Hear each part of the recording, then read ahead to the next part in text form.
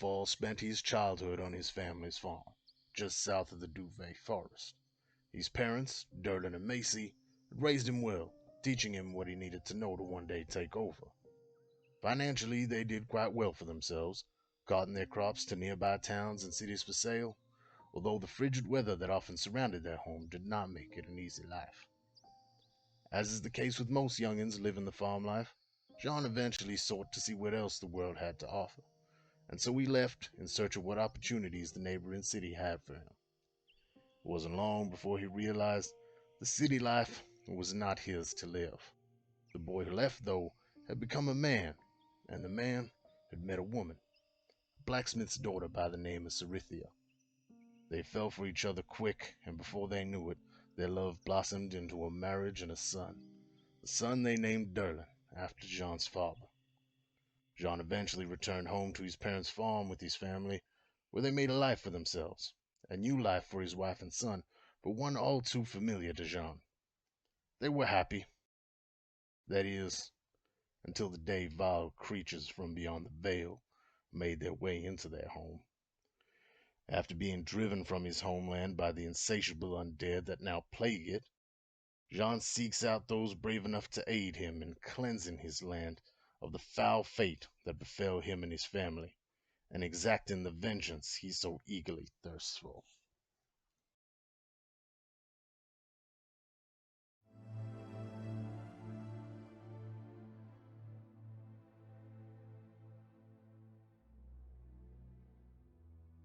As a young child, Celeste Highcrest wouldn't have dreamed of leaving the sheltered life of luxury that she had become accustomed to. Born to two noble parents in a land beyond the veil, Celeste's childhood had been fraught with expectation. Her father, High Archivist Saran Highcrest, had set very high standards for his two children. The elder of those two elves, Celeste's sister Cressida, had surpassed all of them. Saran trained his two daughters in the art of magic and history, a respected wizard himself. Cressida had leaned into this as easy as breathing. Celeste, however, had struggled, fighting the shadow of her sister's success. She never quite met the expectations of her family, and was always the object of her father's disappointed glances. When the sisters came of age, they sat the entrance exam to join their father at the archives, to be mentored under his tutelage, and to be admitted to the sanctum of archives to scribe ancient texts and tomes. Cressida, to no one's surprise, surpassed all expectations and gained entrance. Celeste, however, held true to her long-standing tradition of always being second best, and was rejected. It was rare that one of her status should choose to leave the homeland, but never being able to escape the overshadowing of her sister, the youngest elf decided it was time to break free of her family and forge her own path. If she remained here, she would always be Cressida's sister, nothing more.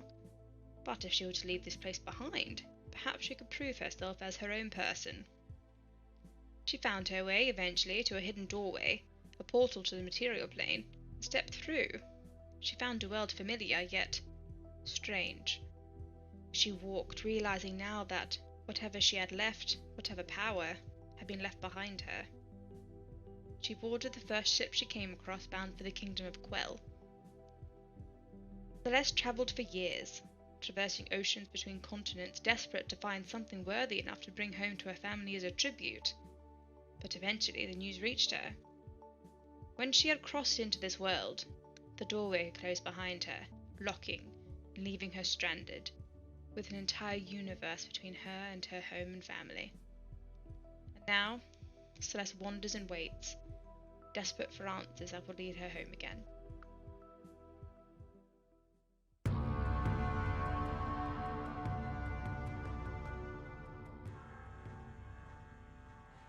Drekik Yorksan, a white dragonborn who grew up in the area of Utevshal in Ogralan.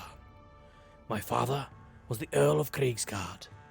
The area was heavily contested by the opposing threat from Uzan Karul and the Blood Renderer. When I was 7, our village was attacked, and my mother was lost to us. My father, disappointed in my lack of strength and unable to care for me, gave me to the priests.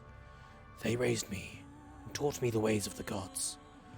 It was here I studied the best I could, but as I stared for hours over books and scrolls, markings could never seem to make sense. The occasional word I could read, but most were lost to me, due to this dreaded curse in my eyes, making the world seem blurred. It was only through listening and paying attention to the prayers and the ways of the priests that I was able to memorize the ways, without ever needing to learn to read properly. After 8 years of service, my father returned for me, saying that it was time for me to return and defend my clan. I never liked war. The killing and bloodshed did not appeal to me as it did my father and brother. One night, I tried to make peace with the enemy by healing their wounded and sick, but I was betrayed. It was in this way that the village on the border of Iswalan was run over, and I was banished from my home to walk a path of shame for the rest of my days.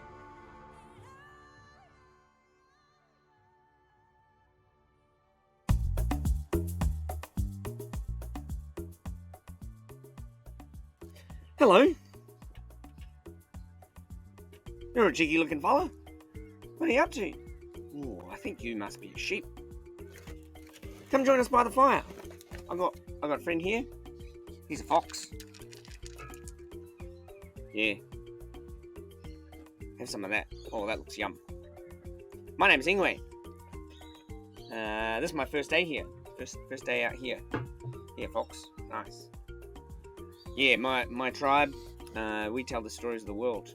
And when we're old enough, like me, ready, I reckon, we head out into the world and go on a quest, adventure.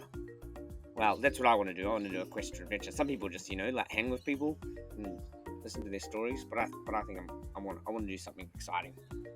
That's my plan anyway. But you never know what's going to happen. I mean, I've lived 300 moons, but everything's so different out here.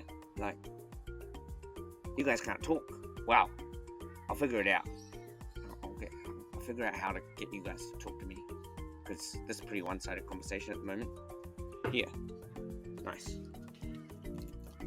That's one-sided conversation because you're a sheep and you're a fox. Anyway, so as I was saying, we head out into the world and try and find some stories and try and meet some people. Some people like you could be the people, although you're pretty quiet. You could be the people that I meet and take back, and you can hang with me and my tribe, and we can tell stories. It's about a fire, Does that sound like a good idea? No? You probably already have someone to hang with. Oh well. Well, you're friendly enough as it is. So, the other thing we got to find is, we've got to get a scar. Some people have, like, emotional scars, but, you know what, I'm real keen to, like, get a cool one, like, on my shoulder, maybe, like a leg scar. Yeah, that'd be good.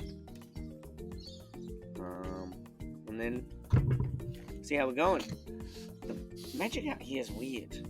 They did say that it'd be hard. Must be back home, must be the, the elders. They're pretty tight, those guys. They have to be pretty firm on the rules. So I'm pretty keen to come out here and try some different things. We're allowed to do whatever we want out here in the world. Just whatever takes our fancy. And then be ready when we go home to, be all tight like the elders and follow the rules. Be pretty lawful, be good, that sort of thing. Well, it's been nice chatting to you. Come closer. That's alright. Nice and safe by the fire.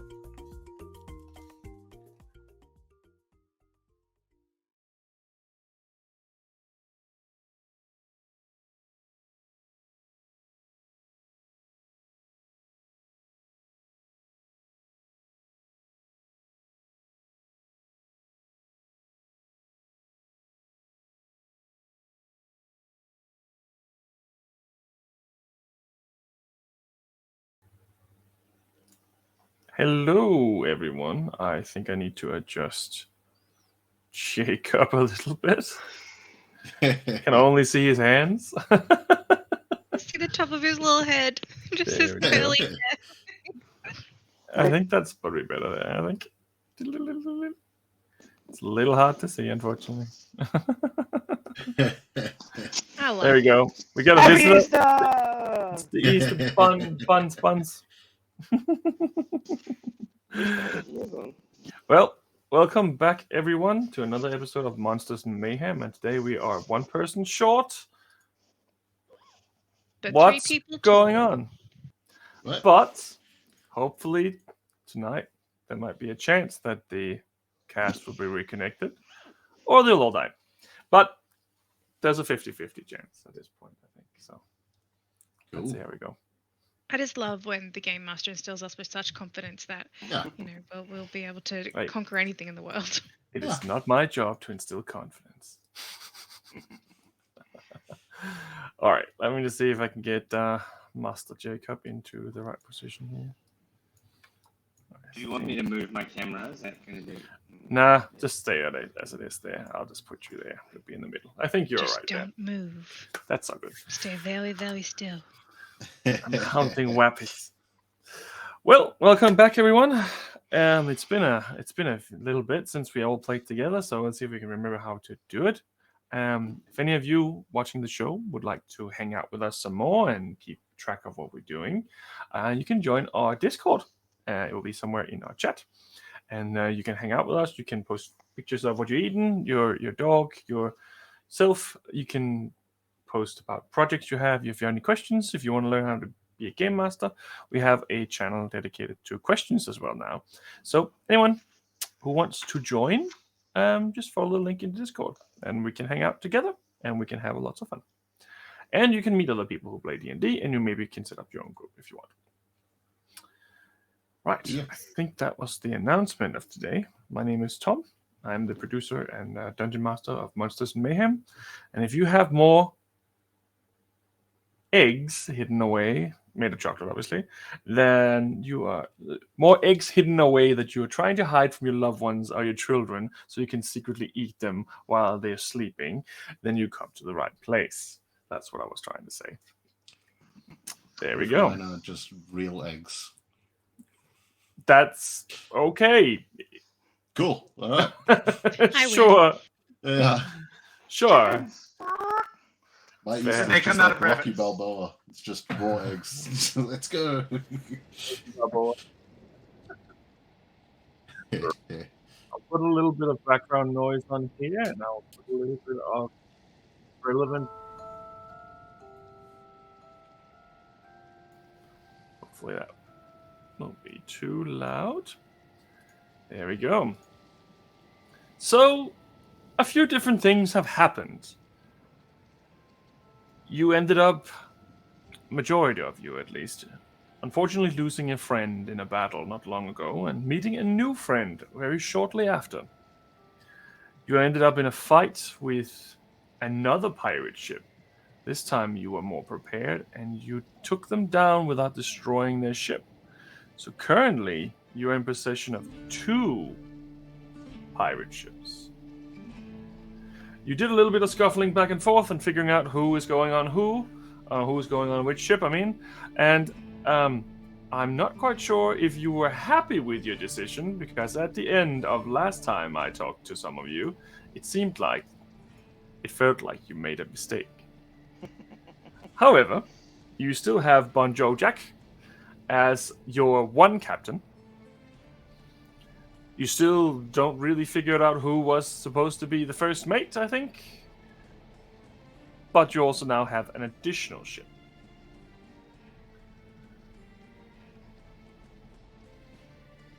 So, currently dead in the water, after having had a night's rest, I believe, you all traveled further and further towards Dragonthorn. How do you feel about the delegation of which crew is on which ship? So first, just to confirm, we've had a long rest? Yes. Okay. I was looking at my hit points and I was like, I must have not pressed buttons. Cool. You definitely Yeah, had a I long think- rest. So I think the delegation, particularly if John would like to take first mate of the Belching Bear, Yep. then we've got Bon John Jack with John as his first mate. and then Sapphirus had 2 random crew, and that's the Belching Bear. And then you've got Watt. Yep. I who's think Watt hiding. was originally supposed to be first mate, but they seem to be tucked away below deck in their shell, mumbling about something. Yeah, so if you be He's first in hibernation. Yeah. and then we've got on the barrage is Ingwe with Jordan, who's the trader from the other crew, and 4 crew, Yep. and that's out. Yeah. Yep. The only thing I've got different is the Belching Bear had 3 random crew as opposed to 2, but the barrage still had 4 because I think we had 7 crew. You had 7, yeah, and then the captain. Yeah. Yeah, so with Watt, it makes it even numbers if we have 2 and 4. Okay, cool. And then my ship has 6 and your ship has 6, but now that you've kind of lost Watt,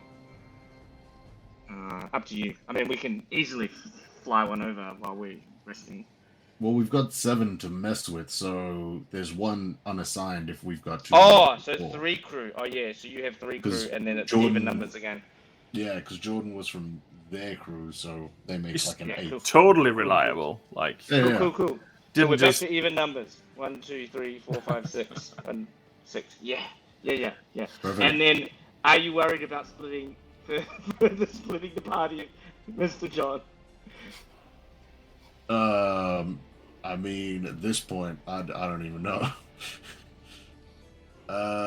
Did you have an idea?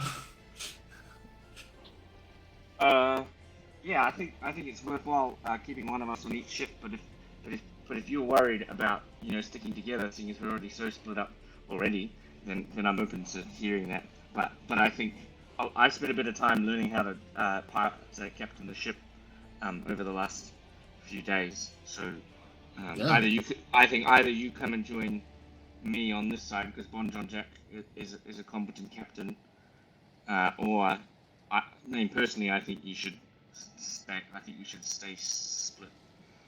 Yeah, I mean, based on everything we know, I think things actually work out all right with us.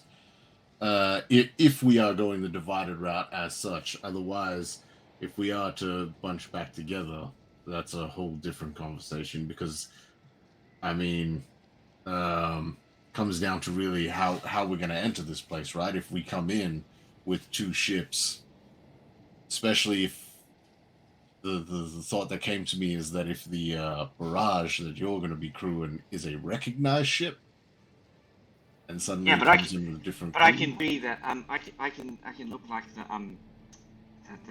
the captain of the barrage. Right. Okay. Who's dead, right? Yep. Yeah. Yeah.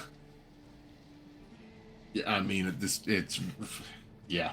At this point, I think we're playing with fire, whichever way we go about it. So I think, Mr. John, if you don't mind, the plan I think would be, and obviously things don't usually go to plan with us, but the plan is, I think that I go in on the barrage in a sort of quite assertive manner to try and find Miss Celeste and cause a bit of mayhem with maybe some of my monsters, and then and you kind of hang back a bit more and provide the escape route and or reinforcements should they be required. Okay, yeah, I can see that working. I mean, as much as I can see anything working. Yeah. We could pull in behind you, set the ship up, ready to turn around, hop off, and while you're causing distractions, I guess, be ready at the side. Possibly even if you're causing distractions and an opportunity arises, might even be able to have a couple of us sneak by and infiltrate the town, so to speak. Just get beyond whatever you're doing and try to find out whatever information we can. Yeah. Well, the particular thing, Mr. John, is Mr. Watt. He can move quite quickly through magical means. Um, you cannot. So, Nope. yeah, definitely. If you want to try and sneak in, if I think we'll play it by ear, and we'll keep communicating. Yeah. Because the other thing they might do is just try and attack our ships and sink them. In which case, I don't know. Yeah. No, I think a lot of this is going to be improvised. To be honest, I think we can plan as much as we want, but once we get there, I think shit's going to kick off in some way that we're not expecting it, and we're just going to have to roll with the punches, so to speak. So, I mean, I like the approach, and I'm hoping that it rolls out that way, but ultimately we'll find out once we get there, I think. Yeah. So even if it comes to destroying the barrage, if we could make a priority of trying to keep the Belching Bear as our surviving ship. Yep. So even if you were going to sneak in, maybe if you could anchor it away so that you could sneak in and then we could get back to it. Yeah. Well, I'll speak with the captain, Bob John Jack, and see if because I mean he's been there before from what I understand, so hopefully he'll have an idea of what we can do in that regard and where we could pull up. Yeah, and worst comes to worst, you could always go wake Mr. Watt up and get him to like fire those flaming ball things. Yeah, no, I'll drag him out of his shell if he doesn't come up. I'll convince him, I'm sure. But definitely talk to Mr. Bon John Jack and see what he thinks of the plan. Yeah, absolutely. I'll go speak to him in a moment. Before I do, I think it might be worth speaking with Jordan as well and possibly learning the name of the captain that you're going to be impersonating, just in case. Any other information that might be, relevant in cases like a secret handshake when they come up, or some signal or flag you have to raise when you're coming in to show something to that effect. So, great idea. I'll spend some time talking to Jordan. All right. Well, I'll go speak to him now, and then we can reconvene once we get some information, and hopefully we'll be closer then. All right. That's gonna turn off and start looking about his ship for the captain. But he's at the steering wheel, I guess you call it. Fuck me if I'm not a pirate. Helm. Shh. Good idea. Yes, he's standing at the helm. Captain. Oh, hello, Mr. Ordensfall. Or, Hey. sorry, what was it? Steel Arm. Iron Hand Phillips. Sorry, I'm still workshopping it, I'm still trying to get the hang of it. I think maybe one person has called me at once while I've been here. Don't worry, it hasn't stuck. Okay, don't worry, Mr. Steel Bladder will do this. How can I help you? Anywho, yeah. So Ingwe and myself have been discussing and trying to come up with some idea of a plan. Would there be anywhere we could dock ourselves to have this ship ready for an escape? I mean, you can definitely try it. I think that under the circumstances, you have to understand the situation a little bit more. Let me show you. And he pulls out this little pocket version of his map and he hands it to you. If you have a look at Dragonthorn there in the corner, it looks a little bit sketchy if you ask me. You can see on this map of Dragonthorn, it's an island covered in wrecks. There's wrecks everywhere around the entrance to this place, and it looks like it isn't quite mapped as detailed as you would hope. Yeah. But it shows that this is definitely a graveyard of ships, which proves 2 points. It's dangerous, and the ships themselves cause a problem now, too.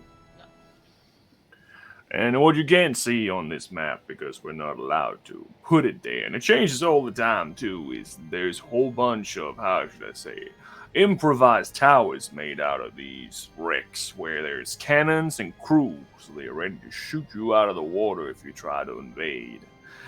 You have to know the way to get in. And the only way to do that is someone teaches you, and that takes a long time, my friend. I, however, know exactly how to get us in there. So, So us coming in second is not likely because if Ingway's captaining the ship ahead of us, he's not going to be able to navigate this path safely. Oh, no, I think he would be blown to smithereens before he even gets to the first stop. But you're welcome to try if you want, but the map speaks for itself of all the other people who tried and failed. Yeah. So if we were to have a ship come in behind and set up as a getaway, it's still tricky, but more possible than him going first, that's for sure. Right.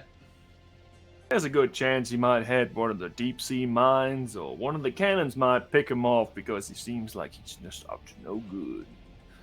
But normally, it's the reefs that gets them. And the occasional kraken. I don't know what a deep sea yours is, but I'll take your word on it.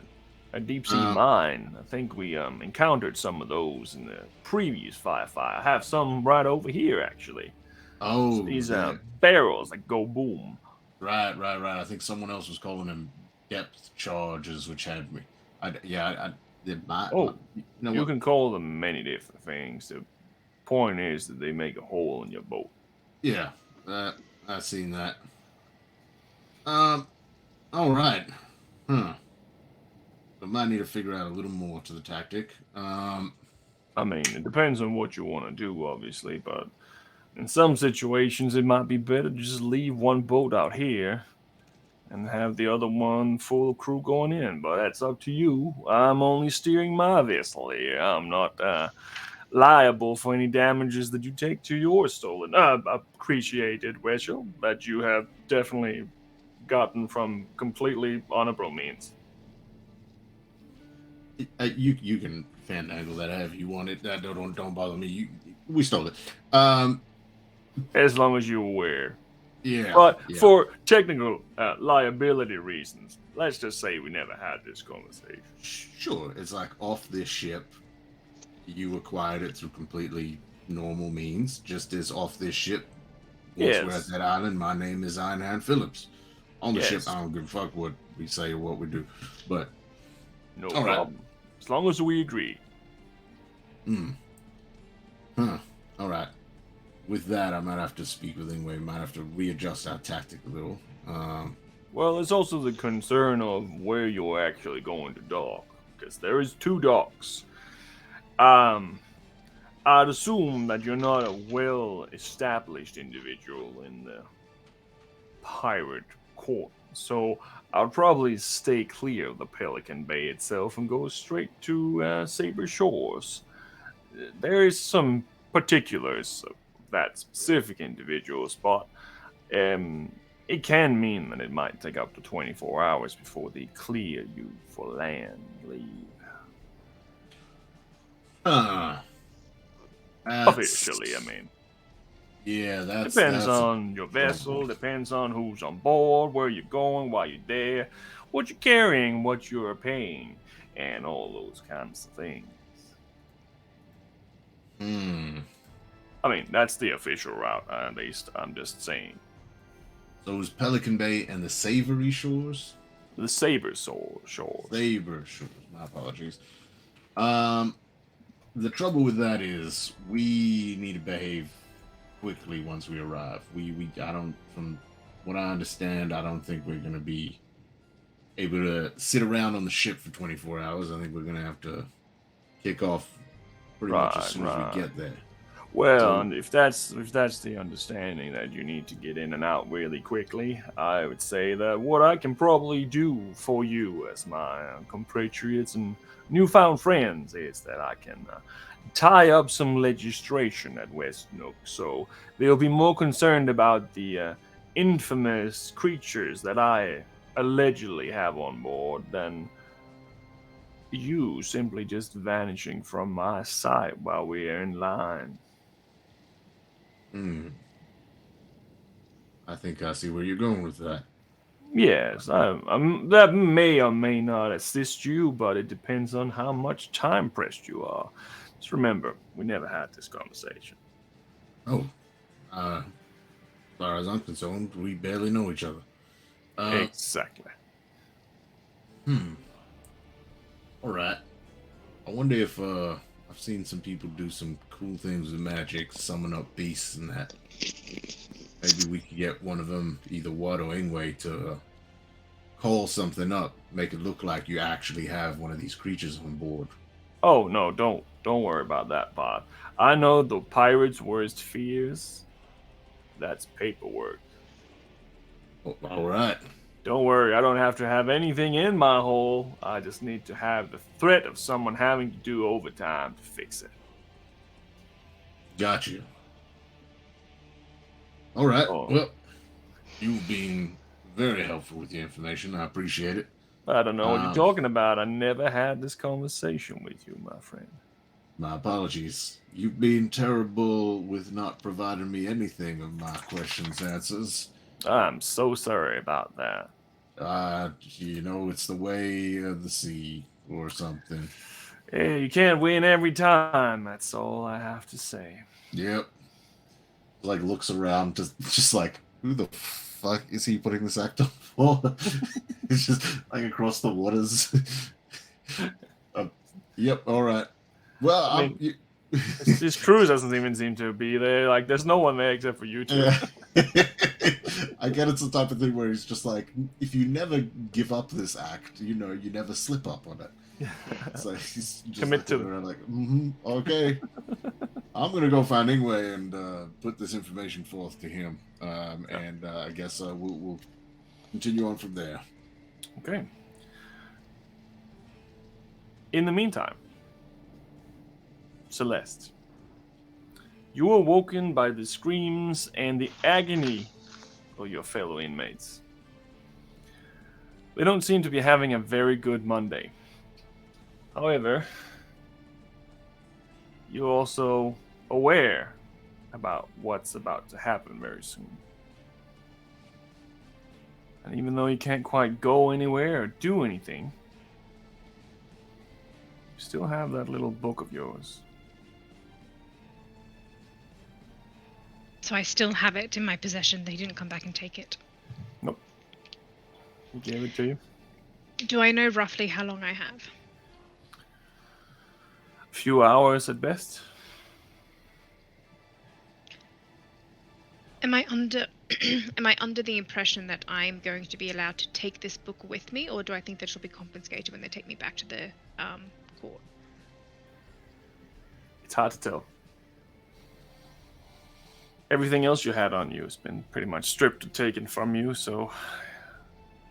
But at the same time, this is kind of why you're here, like, this is relevant. So maybe, but you're also already been branded without even having a trial, so logic isn't necessarily present at every individual here. But maybe. I'm going to take... So where those footnotes are, I'm going to memorize them word for word. So I'm going to take about 20 minutes and actually go through and just memorize what it said word for word. Sure. But I'm not going to rip out any of the pages. Because I think that with my feet I should be able to, if I spend time actually memorizing what they say and what pages they're on.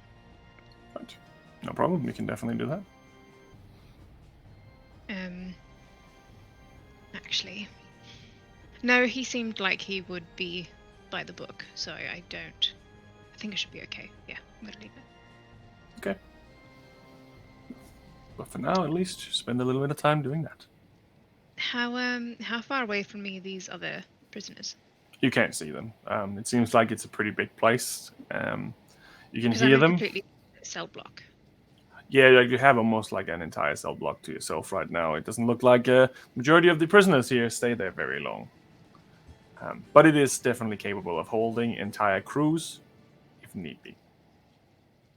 Looking around the cell block, like the cell that I'm currently in, I want to take some time to have a look and see if there are any like etchings on the wall, if people have, carved into the stone or anything like that to see if there are any names on there. People have tried to mark days passing. I just want to have a look around, and just see if there are any markings on the wall. Sure. Make an investigation check. Oh shit!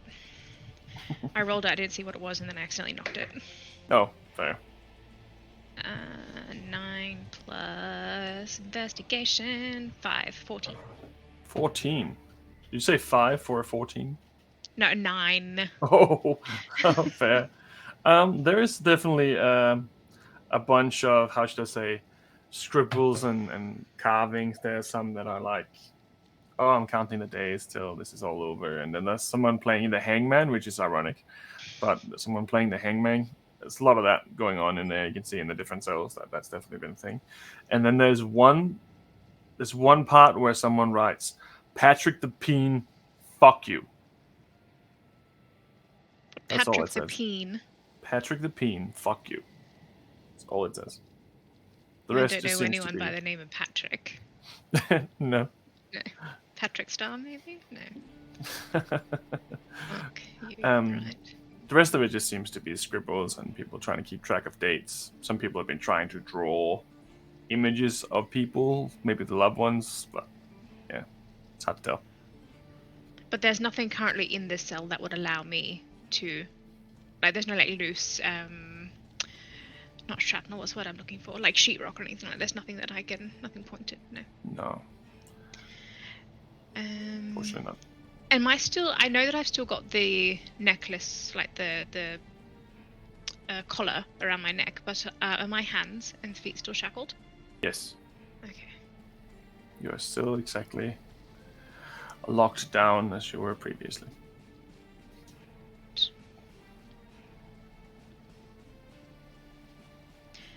Well, I think at this point I'm just going to reread the book from cover to cover until I am called.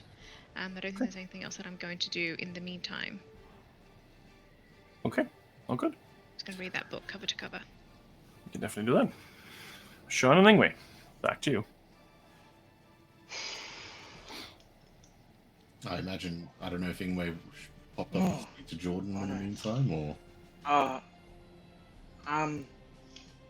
Yeah, I didn't actually catch him. I got a bit distracted, and I don't. From hearing your news from the captain, I don't know if my plan of impersonating someone is going to be the smartest. Perhaps we should try and sneak in without ships at all. Just what?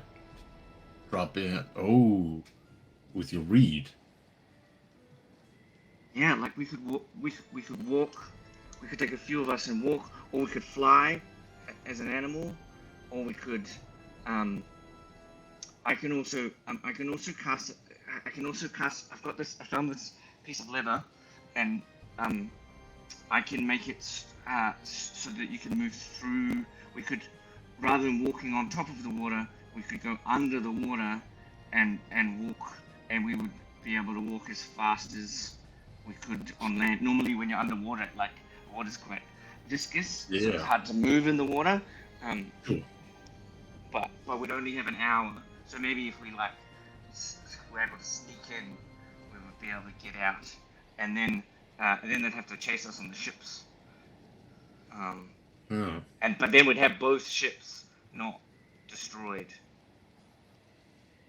Yeah. To escape. And I mean, the ship you're on seems to be better suited to fight. So, I'd rather that thing be alive for survival purposes. Huh. That is an idea. Do you want to check with John if he knows if there's any reason why we couldn't fly in? Do they have any magical defenses? Are they very good at magic, or is it? You know what? Wait right here. John's gonna go back over. Captain. Oh, back again so soon. Yes. You wouldn't mind getting someone else on the wheel temporarily and just joining Ingwe and out for this conversation. I feel like it'll be a lot easier with all three of us just discussing this plan at once. Sure, no worries. And he signals one of the crew to come up and take over. All right. Thank you. Thank you. Well, Come on. all right. Well, Mr. Ingway, what can I help you with? Well, I think over this time you've seen that I have a number of magical talents and natural abilities. Perhaps it would be worth going in without a ship at all and leaving the ships beyond the reef as an escape route.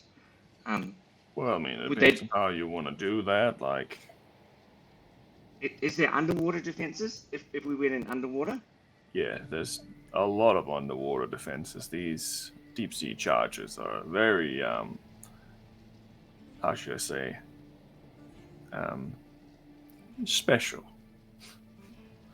They have a tendency to understand if someone's nearby too. Oh yeah. What about if we were just like to sneak on top of the water, like try and like walk along the water and sneak I in? mean, you can try to dodge the cannon towers if you want to, but I wouldn't recommend going that route. Anyone trying to sneak in is usually executed on sight. What about animals? Sometimes they just need target practice, but you can try if you want. I'm just saying that there's a reason this place is still there and it hasn't been taken over by any kind of governing body yet.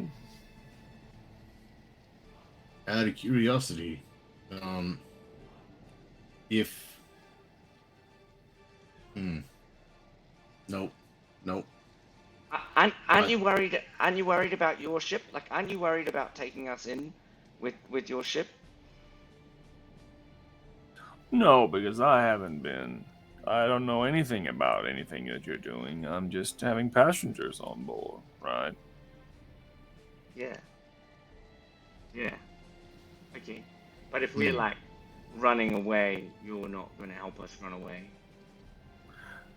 I think that may be a little bit out of my hands when you get to that point. If you need to run away, I think that's probably something you need to take into account yourself.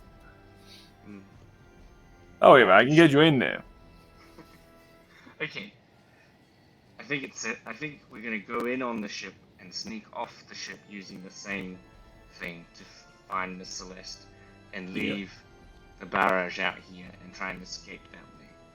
I think Mr. Jack Johns thinks he's pretty confident getting us in. So maybe we should try and leave more people out here, leave more of our crew. Yeah, I think based on this conversation, it's going to be more an instance of sneaking in using our words rather than actually hiding ourselves, so to speak. And then hiding in racing plain out. sight. Yeah, As and then- passengers. Yep. Okay. So our 7 crew and Jordan. We don't want to take Jordan in case he gives the game away. And Watt are going to go on, stay on the barrage. So what does Sephiroth want to do? Does Sephiroth want to come? Is he following Mr. Watt around? It's not really. He's just kind of doing his own thing. Okay. Well, he can decide wherever he wants to go. Yeah. Well, I think we're still going to need a few crew on the ship, just as is, just to pilot this thing, to get it out there. We're going to need a couple of people. Who does Mr. Bon John Jack have? He has me and you. Oh, Yep. and he's going to need crew. Yeah, okay. Oh, that's what I'm thinking, just because, we can help, but if this is some fine navigating that needs to be done, if we don't pull a rope at the right time, or we fuck up the drop of a sail at the right time, we might hit one of these charges, and that could cause some issues. So I think most of the crew sticking here, at least half of them, with a couple of us on board. I mean, the forest, hopefully, they seem to have some skills.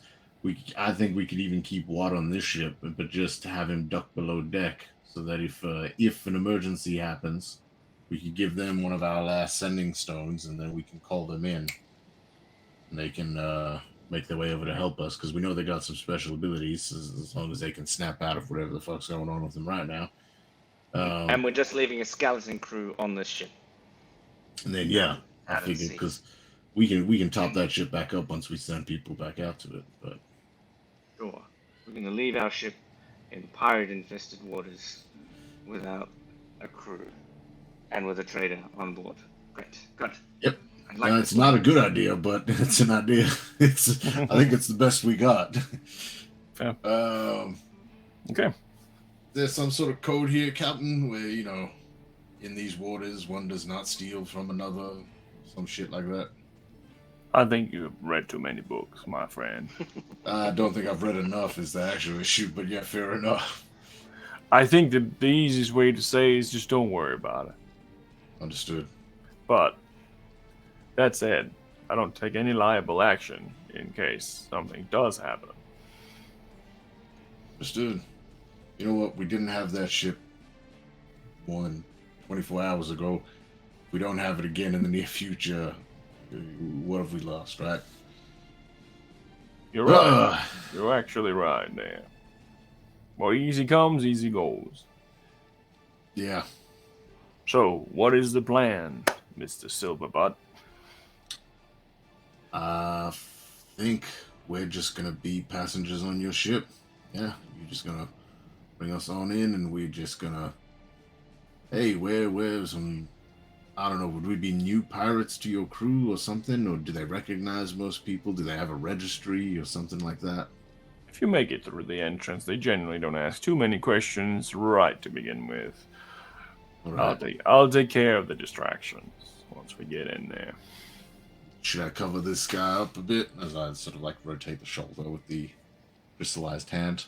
Or is that going to draw a lot of attention from your folks? I'll probably cover that. All right. Just like starts fixing up the scraps of bandages that he's put around it already, and that just trying to cover as much of it as he can. Making sure. Right. Let me know when you transfer whatever you need to transfer to this ship, and I will commence entry. All right. I think once we're at a point where we should do whatever, like before we get in line of sight, right? Because we don't want to do this out on the edge, and suddenly someone with a little seeing glass looks out at us and sees us swapping people aboard these ships and shit. So. I mean, I don't think that necessarily is a problem, but the problem could be the name of that ship down there. If anyone knows that, they're gonna be concerned when they see this ship showing up. So maybe, just hide it somewhere further off. All right. Yep. All right. Yeah. Let's figure out. I don't know. You tell us where the best place to hide is. You know the location. We'll duck that ship off to there. We'll set ourselves up and head on in. I think. Very well. Celeste got inspired by Doc. Woo! She might need that. Yeah, I believe that if we just kind of leave it where it is here, it's actually better off in the open sea because someone literally have to spot it here. Usually eyes have a tendency to fixate on things that are already there. If you're not specifically looking for it, it's not so bad. If it's staying here, if it's anchored, I think that's the best odds. It's pretty open from here till we get there, to be honest. I'm sort of just like looks at it anyway. Guess that sounds like our best option. Leave this bad boy right here, I guess. Very well. Yeah. All right. We at least mark it on the map, so something like that, so we know where it is in case we want to swing back around. Sure. It's southeast. Let's go. Yep. All right. Fair enough. Sean's like walking away. Oh, yep. I think I can find the ship again. Okay. If we get pretty close to it, so as long as it's anchored and we have the crew on it, I'll be able to pulls out his forked twig. Be like, there's heaps of stuff that I could find on this ship. There you go. Away. All right. So we are going to leave a couple people on here, just in case, or do we want to abandon this ship? Yeah, I think so. We return. So we leave Jordan and 3 crew. You said at least half, so 4 crew come with us. Mhm. And we All leave right. Jordan and 3 crew on the ship. Very well. Is that alright, Mr. Bon John Jack? We replace us 3 with 3 of your crew. I believe that works for now. I just would like to have them back because they are part of my crew. But Oh, they're part of his we'll work it later. I'll come back this way around. It's right. Hopefully, if everything goes to plan, we'll be back here by midnight, Back here by midnight. Excellent. if need be. I mean, Okay. Speaking of which, remember I've been asking everyone to pass the reedy around. 10 of us can now breathe underwater, and when we get closer, I'll come around with the radio. Well, just don't get in the way of the crew and just try to look lively if anyone's looking. If you don't know what to do, just grab some rope and just kind of, make it into a circle or something like that. Something simple. Or you can wash the deck. It needs to be washed anyway. I've learned a little bit of that, actually. I do that. Yeah, and we have some dishes, but I'm sure the Watt's already had a look at that. Anyway, let's commence entry. And he pulls out a blindfold and he blindfolds himself. Here we go, gentlemen. Imagine John's like grabbed the broom, just being like, all right, I'm just gonna fake I'll actually clean it. Just looks up and sees the blindfold and he's like, I knew things were bad when I saw that turtle. All right. And he commences entry into the ripe of Dragonthorn. I have placed the map on the Discord for those of you who can see it, if you have not already seen it.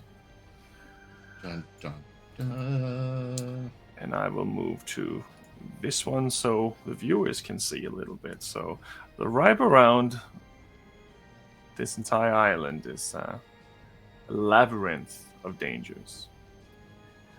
And as you get closer, he starts first going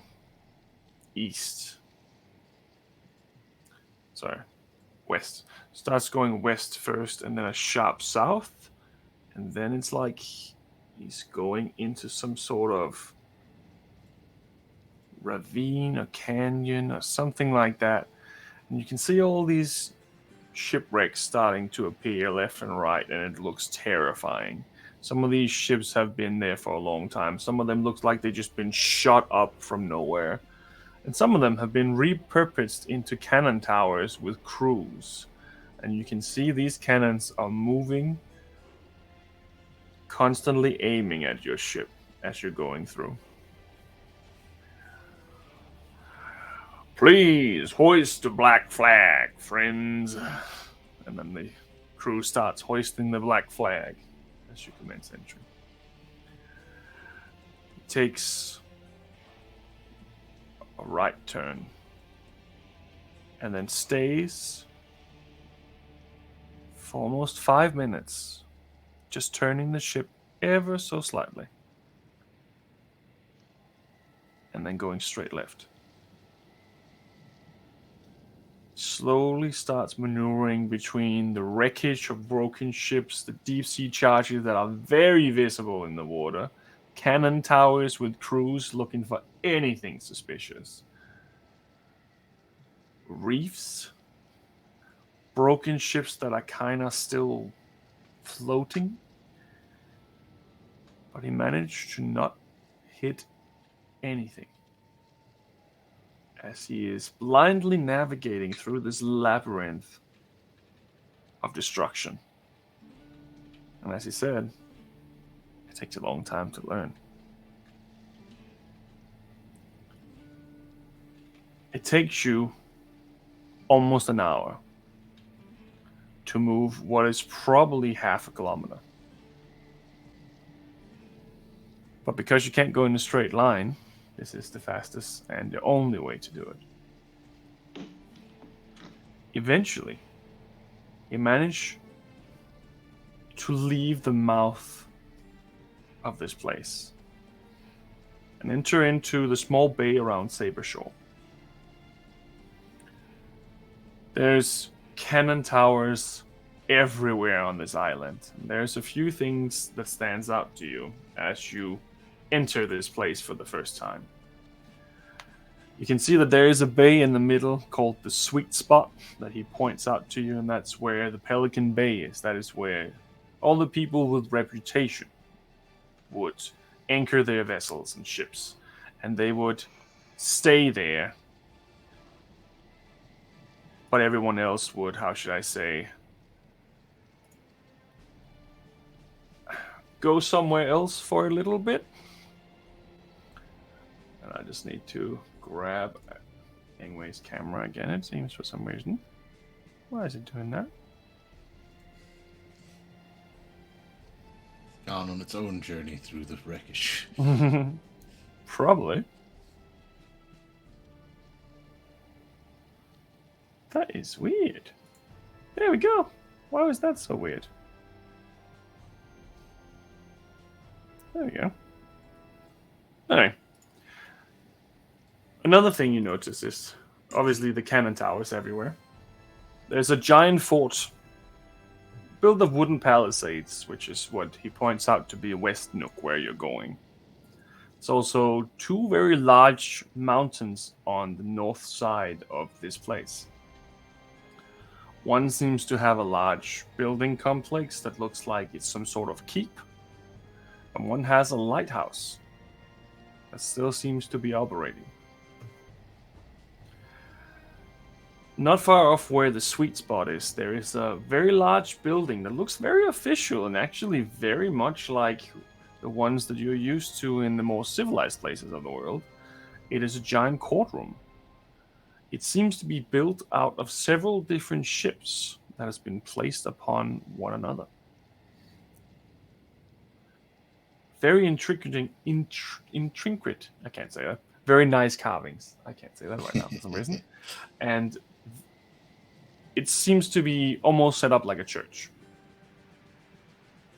There's a jungle on the backside, towards the northern side of this place, but it's actually a very busy place.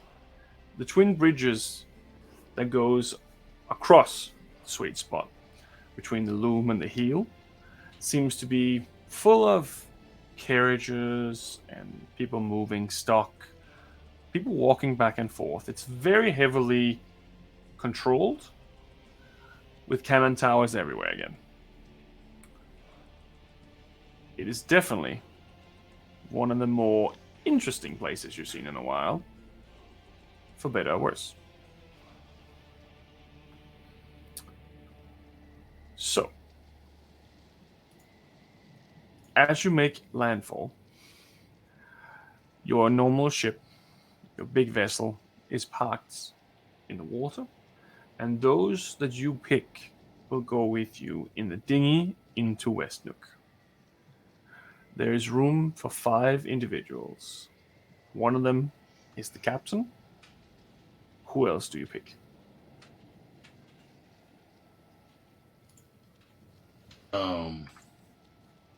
Shit. The Sapphires, do you want to come with us? I would like to come with you. I believe that there is danger in this place, and I love danger. Should we bring Mr. Watt? What? Mr. What? I suppose so. I mean, would you like to come along, Mr. What? To what? Where are we going? We're heading into this location, West Nook. Remember, warm island. Remember, warmness. I still have to do the dishes. Yeah, I think. Yeah, I have a feeling Watt might be keen to stay aboard the ship. They seem real shaken up by that fight for some reason. Yes, I haven't stopped thinking about it. What are we talking about? Captain, is there a second dinghy by chance? No, we only have the one for this specific reason. We do have lifeboats, but it'll take a while to Yeah. push. And if someone's heading out, let's say we all head over, right? We got 5 of us, whoever they may be. We head over to West Nook. Is someone going to be sailing this thing back so that it's ready at your ship in case? Or they're just going to leave it over at West Nook until... Oh, we'll have to leave it at West Nook, or we're not going to be able to get back to the ship. I suppose. I mean, if you wanted to, we could hand Mr. Watt here one of our, I don't know if you're aware what this is, and I'll hold up the sending stone. Oh, I'm familiar. So in that case, we send a ship dinghy back with someone, and then that way, in case we need more people or an emergency, or we want to get out of here, we can call them by this thing and get them to bring them back. Oh, Because we sure. got the other end. Just remember, like I said, if everything shit goes down, I might have to leave. Understood. But sure, under the normal circumstances, we can probably do something like that. Alright, I just got a feeling we might need some of Mr. Watt's help in case shit goes awry later on. I'm hoping they snap out of it and want to join us. Well, if that's the case, we can probably give him a message. Okay. Anyway, you got a sending stone, right? Yep. Alright. Should I give him mine, or do you want to give him yours? Well, Mr. Jacob didn't have one, did he? Don't worry, my friends. I can send a message. Sapphirus says. Yeah. I think give Mr. What mine, because if anything, I can organize to send a message if I need to, and I can talk to people close at will. So Okay. Mr. Watt, if Mr. Watt has my one, that's going to be the most convenient. All right. What about Miss Celeste? Did you grab her things from the room when we've discussed you this grabbed already, it? I think. We grabbed what we thought was important at the time, and we Oh. rushed on out of there. Oh yeah, of course. Yep. There's still some things definitely there, but look, we grabbed what we thought was important at the time. We'll definitely have to go back, and hopefully they haven't auctioned off her things by the time we get back. Yeah, cool. And you don't think, Mr. Jack, that we should be sneaking off the boat? You're gonna do the distraction with the paperwork, and then we're gonna sneak away. Just come with me to West Nook, Yeah. and Okay, I'll cool. cause enough of a fuss for you to get away. Yeah, let's go. So who do you want on the boat? Sapphires and you two and me, and do you want a fifth? I think we just need any old crew member who wants to come with, because they're going to be taking the ship. They're going to be taking the dinghy back, right? Okay, Billy Bob, you're coming with us. Okay. Right. You see this young halfling guy. He seems like he's trying to build a little bit of a mustache, but it's just quite not old enough for it yet. It's a little bit like the hairs on your arms, but he's trying. Taking that note, just in case. Very important. Yeah, we gotta track this mustache progression through this campaign. All right, yeah, Captain, myself, Ingwe, Sapphirus, and Billy Bob. Billy Bob. Yes. Right. All good. Well, let's go then. We probably don't have much time. We need to be concerned about weapons on our persons, or they don't give a shit. They don't care about your weapons. They care about your cargo. All right, got it. And we'll make sure all these weapons are secure. Take one final instance to make sure that, like, whatever bandages and wraps he's got around his hand, covering it as much as possible, and then still he'll sort of tilt his cloak to more so sit over his right arm to cover his arm as much as possible. Yeah. And then, yeah. All right, I'm ready. Okay. You start filtering into the dinghy and starts heading towards West Nook. It takes a few minutes to sail yourself into shore and it is very heavily armored. Looks like the majority of these people in West Nook looks like it's a little tricky. Like it's not like people wearing uniforms, but you can definitely see that they seem to be of a similar type. The people who are in there look really broad-shouldered men and half orcs, and that sort of vibe.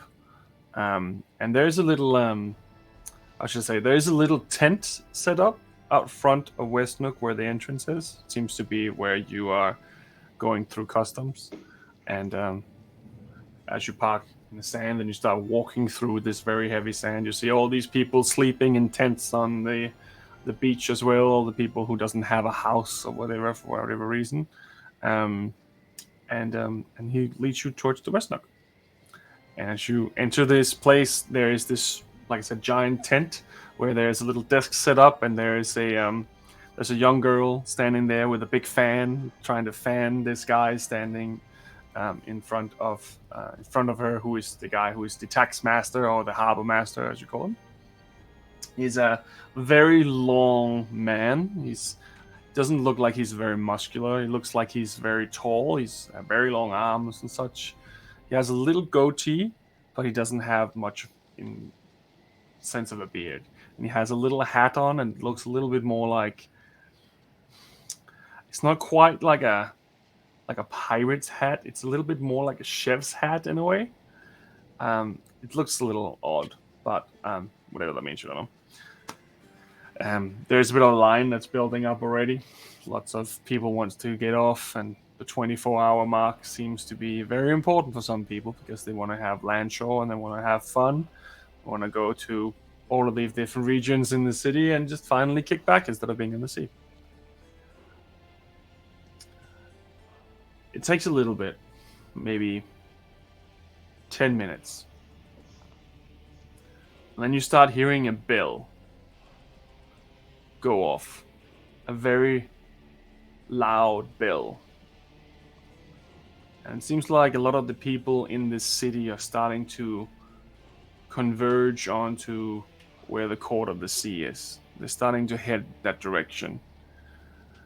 It doesn't mean that the security in any way are less tight, but the majority of the people who are visiting or the people who are living here who are not part of the defensive crew or anything like that are definitely starting to head towards some spectacle as this bell goes off. I believe your friend may or may not be in danger, so I'll try to be as fast as I can, okay? Thank you. Looking out as well, so we could see the people gathering. Can we see if there's anyone first of all, if there's anyone who looks like Celeste, if there's anyone who matches that sort of description, and if not that, if we can see what might be the equivalent of guards, maybe dragging someone to the court, or so that's shackled up or something like that. Make a perception check. Oh boy. Thankfully my skill's good, but my roll's garbage. 12. No. Unfortunately, it doesn't seem like there's anyone that matches that description or looks like they're dragging anyone. Looks like people are walking there voluntarily for whatever they're doing. And as you're standing there, it becomes your turn. And he says, I'll take care of it from here. Just wait until I begin talking. And you see Sapphires, he just puts his hand on the captain's shoulder and he whispers something in his ear. And then he just nods. And this long man who's getting fanned by this young woman. She's maybe 16. She's a little girl or something like that. She's not quite like an adult, but she looks like this is her job. Good evening, everyone. What can I help you with? What is your cargo? What are you doing? Why are you here? Who are you? And why should I let you in? Well, I'm Bob Joe John Jack, and I believe that I have something of very great importance in my home. Yes, and what would that be? Everyone seems to think they're important. Well, I have a dragon in my home, and it's pretty big and it's getting pretty mad. So I was just wondering, what's the quarantine situation like in this here establishment? And you can see this man, he just loses all color in his face. Did you say a dragon? Yes, I believe it's a blue dragon. It has 3 heads, 4 wings. It's very, very angry. It could honestly go loose at any time. Oh my goodness. Oh no. We have to inspect that. Yes, of course. Yeah. Yeah, you can definitely do that. Take your boats and come with me, and I will definitely show you the monster. But beware, it might kill you just for looking at it. Right. Okay.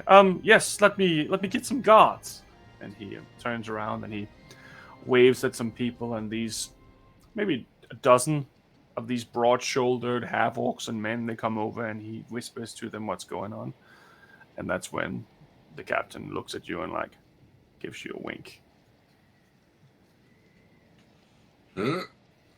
Like, just to clarify that I understand from the thing, it's sort of like, hey, get the fuck out of here type thing. Maybe. This is the He was definitely giving you a sign. Cool. Anyway, I think this is the moment for us to go. John's gonna sort of just have we, just to confirm as well, we're not sitting in the dinghy as we've pulled into No. this little, we've gotten out, we've walked. You've gotten up, you walked for a little bit, you walked up the beach for 2 minutes or something like that to get to the West Nook. Okay, cool. I mean, I just nudge sort of Ingwe with my elbow. I think it's time. And just gonna look for a moment as anybody's as the guards start moving up, and as they turn around, and that just look for a moment where I can just slip into a group of others and just sort of, okay, as if I'm joining people on the other side of the line. Very well. Well, you can all make a stealth check. Woo! Glad I'm not wearing that half plate anymore. Oh, natural 20 for Sephiroth. Bob's not doing bad either. I'm 18. going to cast Hidden Step so that I'm invisible. Okay. So you have an advantage on your stuff? That would be helpful.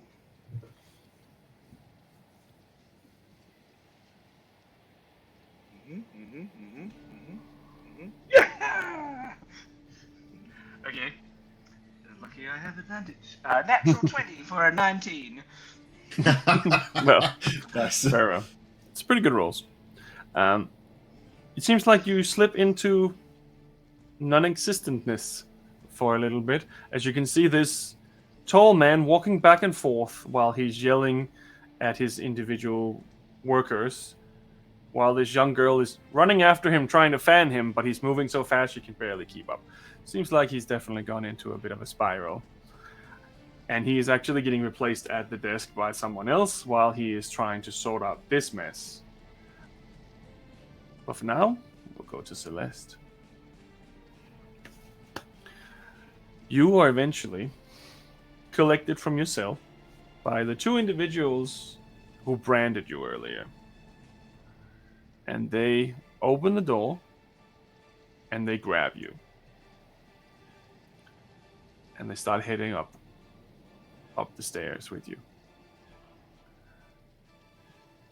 You enter this room that you have seen before. It's like this big courtroom set up with the bows of ships as balconies off the sides. This time it looks a little different from last time you were pulled through here. There's little railings where the people of the city are standing outside these doors and looking in and trying to see what's about to happen. And there's a whole bunch of people who are trying to listen in and see what's going to happen. So the windows and the doors are packed with all these other people who live here want to see the mutinous get hung.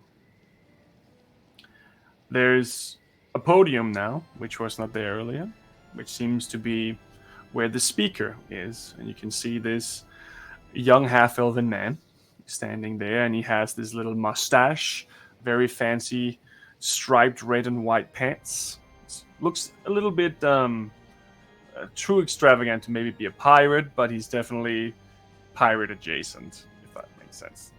He has this little desk where there's a gavel, and this gavel is also a carving of a ship.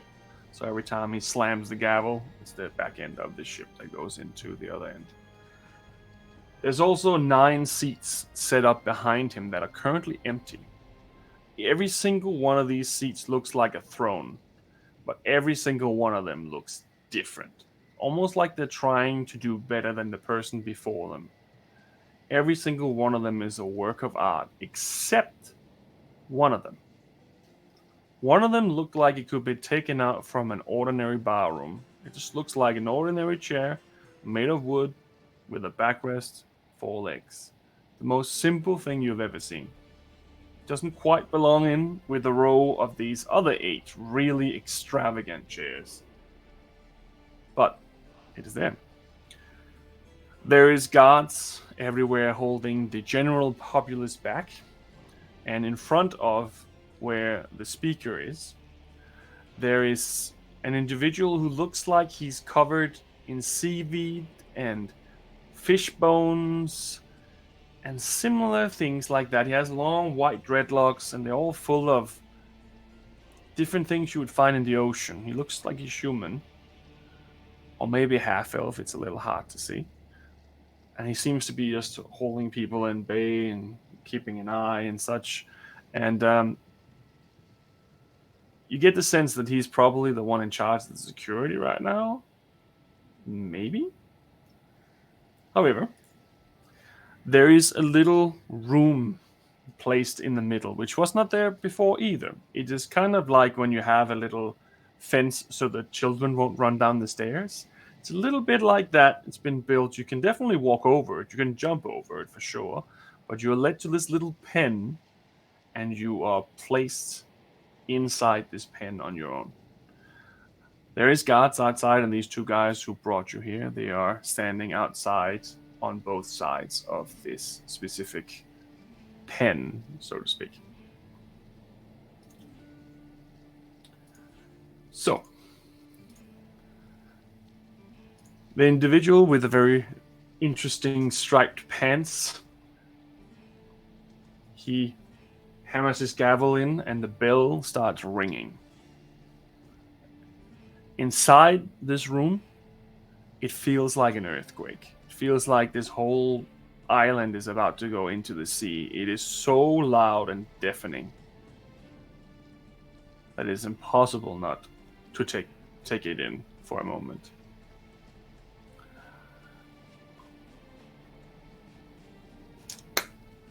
We are all here today to bear witness to the punishment or the redemption of Celeste Highcrest of the Dark Howler under Captain Helder Fabricius.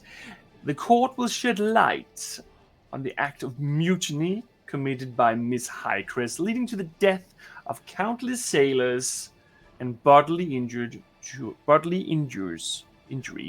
to her own captain as well. And you can see Hilda steps out from the crowd and is now standing not far from the pen, but maybe 30 feet or so. And he says, "And destruction of property too. Don't forget that one." And speaker looks at him. "Yes, and destruction of property as well. How do you plead, Miss Celeste Highcrest? Guilty or not guilty?" Not guilty. "Well, if that was just so easy, we could go home, everyone, today. Unfortunately, it doesn't seem like that's quite how it works. So, let us begin.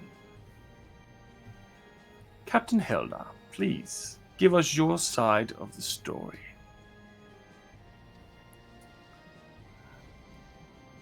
He hesitates for a moment as the door opens behind where the speaker box is, and these 9 individuals starts filling in and sitting on what appears to be their each individual seat. Eldar waits respectfully until they've all been seated. But you do see a few individuals. One of them is a Goliath with tattoos everywhere you can see on his body. He has a very long black wig on. It's very visible and it's a wig. And his hat is way too big for his head. He also has a fake beard that keeps sliding down a little bit. And he has a peg leg that seems to be functioning as a bat. And he goes in and he sits on one of the thrones that seems to be decorated with skulls. He is introduced by the speaker as Romero Falcone.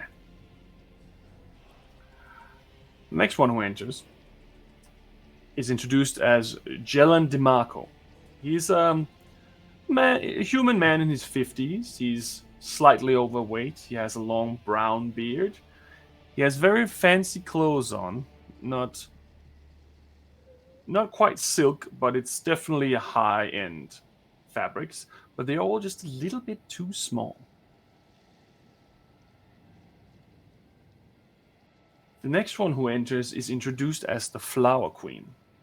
She is a very Dragon Empire-esque woman with long black hair built into a bun with these two chopsticks sticking out on one end, and you can see a knife sticking out of the other.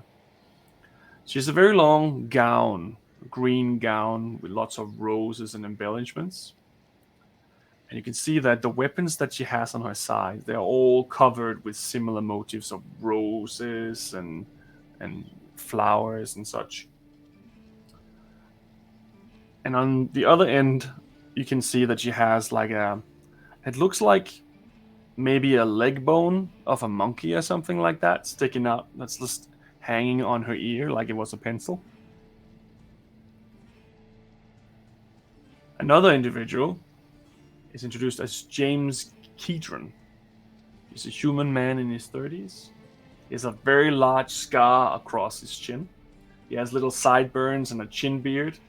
He's very sturdy, and some might say that he looks a little bit like Burt Reynolds. He's very handsome, though. For a man who has a scar and has sideburns, he's pulling it off. There's an orc who enters as well, which is introduced as Gash Witherspoon. He has blue eyes and a mohawk, and he's covered in very traditional pirate-ish outfit. He has a vest with no sleeves, and a blouse with no sleeves and a vest on top of that in very plain colors. He doesn't look fancy at all. There's another woman who enters as well, who is introduced as Amari Seacrest. She is a very pale elf with black hair. Everything is very clean and black. She's wearing leather armor and leather pants, leather boots. Everything is just black. Even her weapons are just colored black. She just looks like black and white images. She has a tattoo of 9 ships under her left eye. And as she enters, you can see that she kind of hisses at you before she sits down on her throne, which seems to be made of blackish materials with, interestingly enough, emeralds here and there. Another individual enters, who is introduced as Cale Flinterslock. It's a dwarf. He has a very long red beard and several different plates. He's bald and he has lots of scars and burn marks. It actually looks like he has several bullet holes in his skull that has healed over time. And he also sits down on the throne, further away from the elf. There's one more individual named as George Lacey the Fifth. He looks like he's probably a 90-year-old man. He's walking very slowly, and he has a little cane that he uses to walk. And as he sits down in his chair, he puts this horn in his ear and tries to listen through it. The last chair that's left is the one without any features whatsoever. And the last individual who enters is a person you have seen before. A man with round glasses, short hair. He has his sleeves rolled up and he has 15 crosses tattooed on his arm. He seemed friendly when you talked to him, but he's now introduced as Patrick the Peen. As he sits down on his chair, and the door is closed behind them. The speaker waits until they have all been seated and then proceeds. Captain Hilda, please, let us hear your side of the story. And the crowd at this point starts to get routed up a little bit. It doesn't seem like they like mutinists that much, even if they haven't had a trial yet. Well, this is my course of actions of what happened. We were out traveling and we were come under attack by the Dragon Empire soldiers, and we had to defend ourselves. So I gave an order to my first mate who didn't follow it, and as a response to that, his lover, Mrs. Celeste Highcrest, decided that she wanted to destroy us all because we had a disagreement, and it turned into a fight. And fortunately, I defended myself, and my first mate was unfortunately killed in the process. It was very, very brutal, and a lot of men died that day, but it could have been avoided if I'd executed Celeste Highcrest for treason earlier.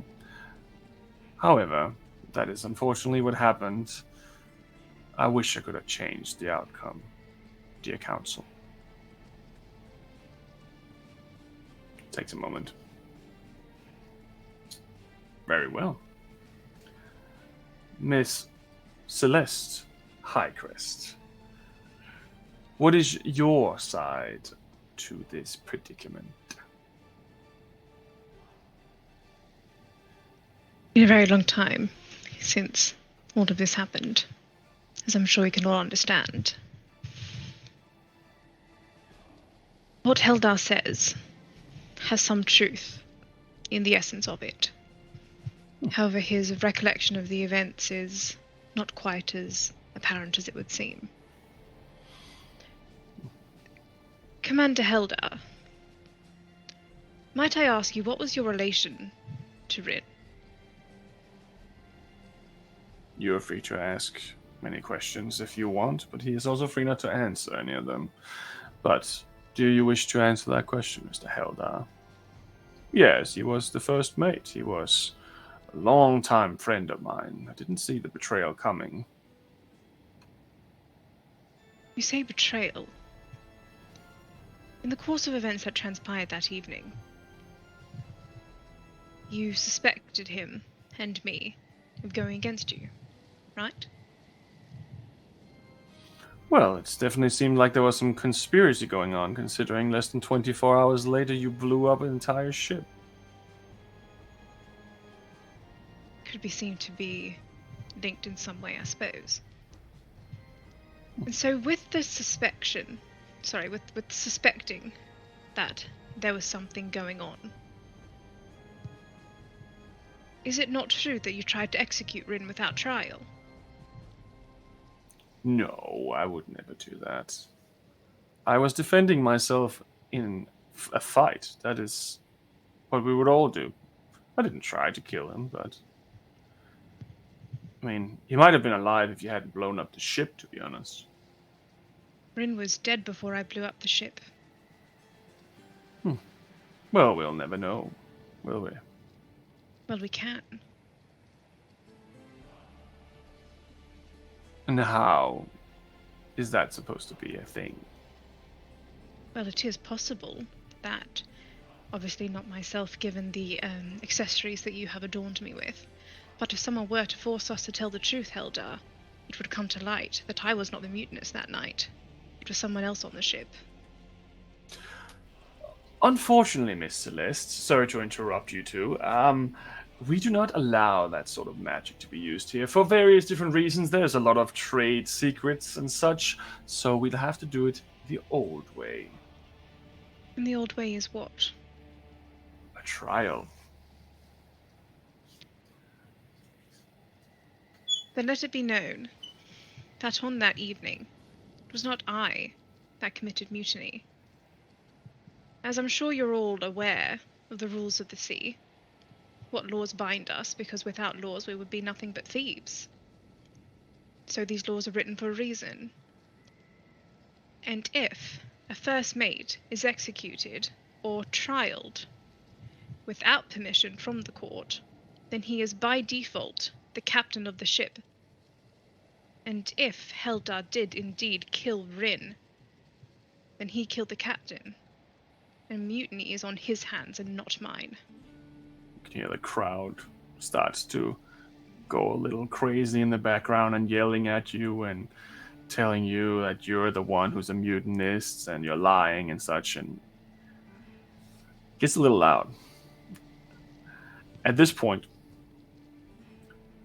Ingwe and Sean arrive in the crowd seeing this transpire.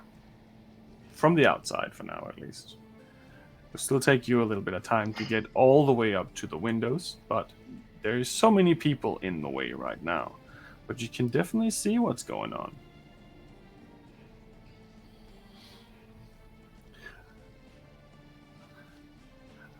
Amari Seacrest yells at you as you say that. Just hang the elf. Get rid of her. Can't be trusted. She's a liar, obviously. She's already blown up one ship. What is a little lie compared to that? You can see that these lords and ladies, they start having intense discussion with each other, and some of them start yelling at each other, and there's a few of them that pull out some weapons as they're having these conversations.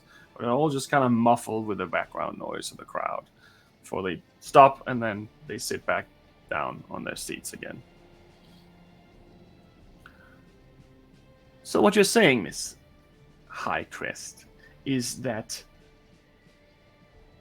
Hildar executed his first mate and therefore voided his own captaincy and actually killed the captain by doing so?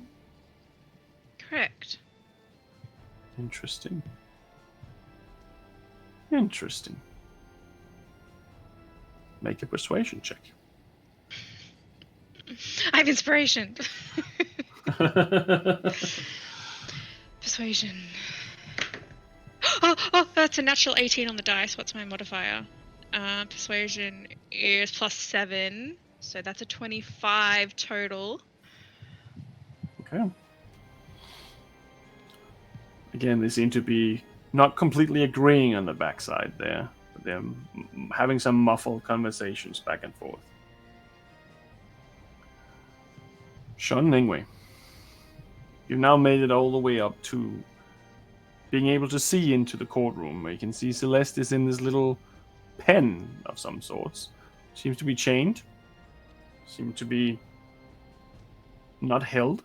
She seems to be in the middle of a courtroom, having some sort of courtroom drama going on. And as you do, you feel a little tap on your shoulder, Ingwe. Hey, I'm sorry I'm late. I just, I got lost. Like, I don't know it. What is the cardinal direction anyway? Like, I didn't see any cardinals. Anyway, don't worry. I got you. And you can feel guidance on you, anyway. Augie. No. Sonos. Sonos. Yes. And Sean, you can also feel a light tap on your shoulder from your other friend. I just forgot how to pronounce his name. Why can I not pronounce his name? The one that came with us, Sepharis? Sepharis, yeah. Sepharis. Yeah, and he also gives you guidance. Woo! I forgot how guidance works, but okay. It's like a D4 on rolls, right? D6. D6. Oh, like bardic inspiration. Sorry, yeah. Both of you get a D6 on this one. Cool. But what are you doing? Are you waiting for this to play out Seems like there was some kerfuffle after what she said. Or are you doing something? Well, first and foremost, how we position, because you're saying we were approaching the windows. So is the crowd not actually in the building? No, they're out front. Or The whole okay, front of the building is covered with people that are kind of looking in. It's like this room that this is happening in is kind of like when you walk into a church. You have this big open room, but then you have yeah, all these windows and doors around it. And that's kind of how it functions. You can see all these there's all these balconies everywhere full of people on the inside too, which is probably people who bought a ticket. And then all these it's like looks like a bow of a ship that's just been built out of a wall. And then all these people are sitting there and looking. And there's some security. Some of them do have weapons. And yeah. it also looks like there's a lot of people holding back the crowd on the inside. Okay. So just to clarify as well, just to make sure I heard correct. So there's the few that are in look like ticket holders, like people who actually paid to see this. Yes. But the rest are all okay. Good. Yeah. Everyone else is pretty much outside.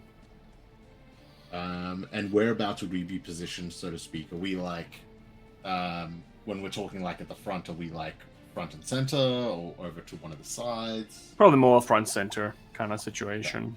Yeah. There's like 2 rows or something like that of other people around you that are kind of blocking the entry itself, but at least you can see in.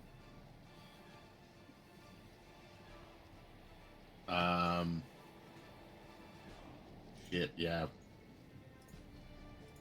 Sean is probably just going to... This is going to sound dumb, but is there any sort of window or glass or anything like that that looks to be up on the roof or up high somewhere?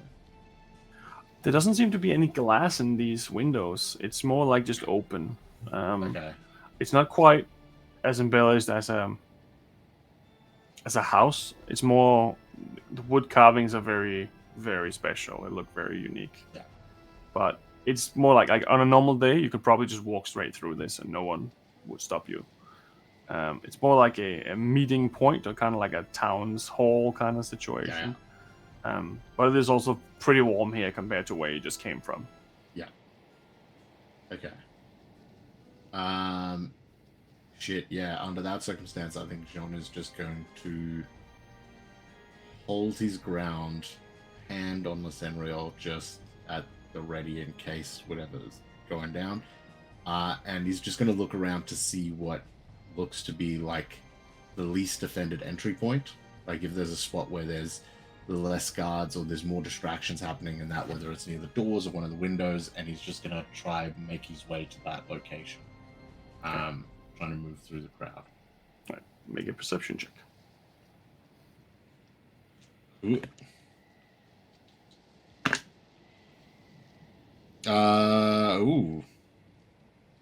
That guidance helped out for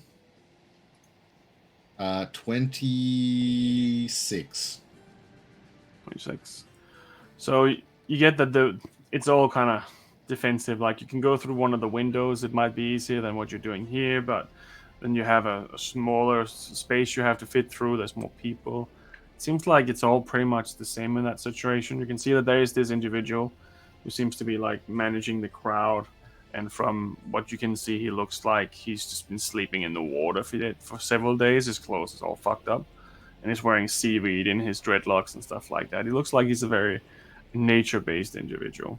He just seems to be holding people back and making sure no one's trying anything. You do spot one thing that surprises you. Mm-hmm.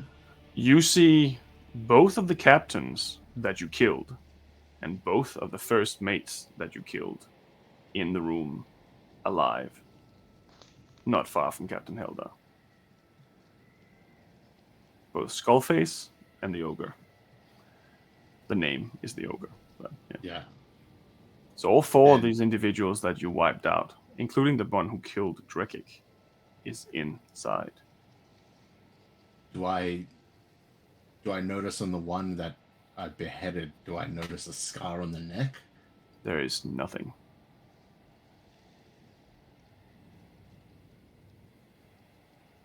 I'll point that out to Ingwe. Tom, you might need to refresh my screen for the viewers because I went out and came back in. No, it's all good. That's good. Okay. You see that? Yeah. Yeah. Are they? Can I cast detect magic You can. and try and? My first thought actually was to try and figure out what I was chaining a Celeste. Okay. What's your range on detect magic? 30 feet. Okay. You can't quite get that far. She's a little bit further into the room there. You can see that some of the building has essence of magic being used to make it, but not quite. It's not magical in that sense. Every now and then you get a ping from someone on one of the balconies having some sort of magical item on them or something like that when they get in and out of range. And what about that? Not so much. What about the dead people? They're too far away. They're too far away. Can we get closer? You're almost all the way up at the wall right now. The only way to get closer is to go in through the barricade, or through the window, or through the door. And we're not allowed to walk because we don't have tickets. Yeah, even the people with the tickets, they're not on this floor. They're coming in from balconies on other floors. Oh, yeah. But so, with detect magic up, I don't get a sense that there's a so me and John are walking up like to a window, and then or the front door, whichever. And then like, how far away is it to get past the barrier, like into the next bit of crowd or up to? So if you go up to as far as you can, that's where the barrier is, and then there's people standing in front of you and next to you. And then into the room, there's probably another 60 feet or so like that, maybe, until you get to where someone's actually positioned. The people who are protecting people and pushing people back, they are up on your opposite of you. Like, they're trying to push you back, obviously. But the people who have anything to do with this, they're at least 60 or 70 feet away. Yeah. So we are pushing up against these guards. And then what's behind the guards and then to the other people that like... So that's just, it's just a big room. It's like, almost like I said, like a church. It's just a big room. Everything is very nicely made. Everything looks really nice. But there's no like, there's not really any chairs or anything like that in the way, except for the ones that have been positioned there for the individuals that are using them now. It's just an open room. Yeah. Is there a person, like a guard that's pushing people back that looks important? The guy with the seaweed in his hair and such looks like he's important. Standing a little bit further back, maybe 10 feet, 15 feet behind the others, but it looks like he's the one who's the security guard. And he's watching us, not watching the... He's watching everyone in the crowd. Oh, yeah. He's trying to make sure that no one's trying to literally rescue her. That's pretty much what it is. Yeah. Okay, so I won't do it. I'm just going to... Yeah. I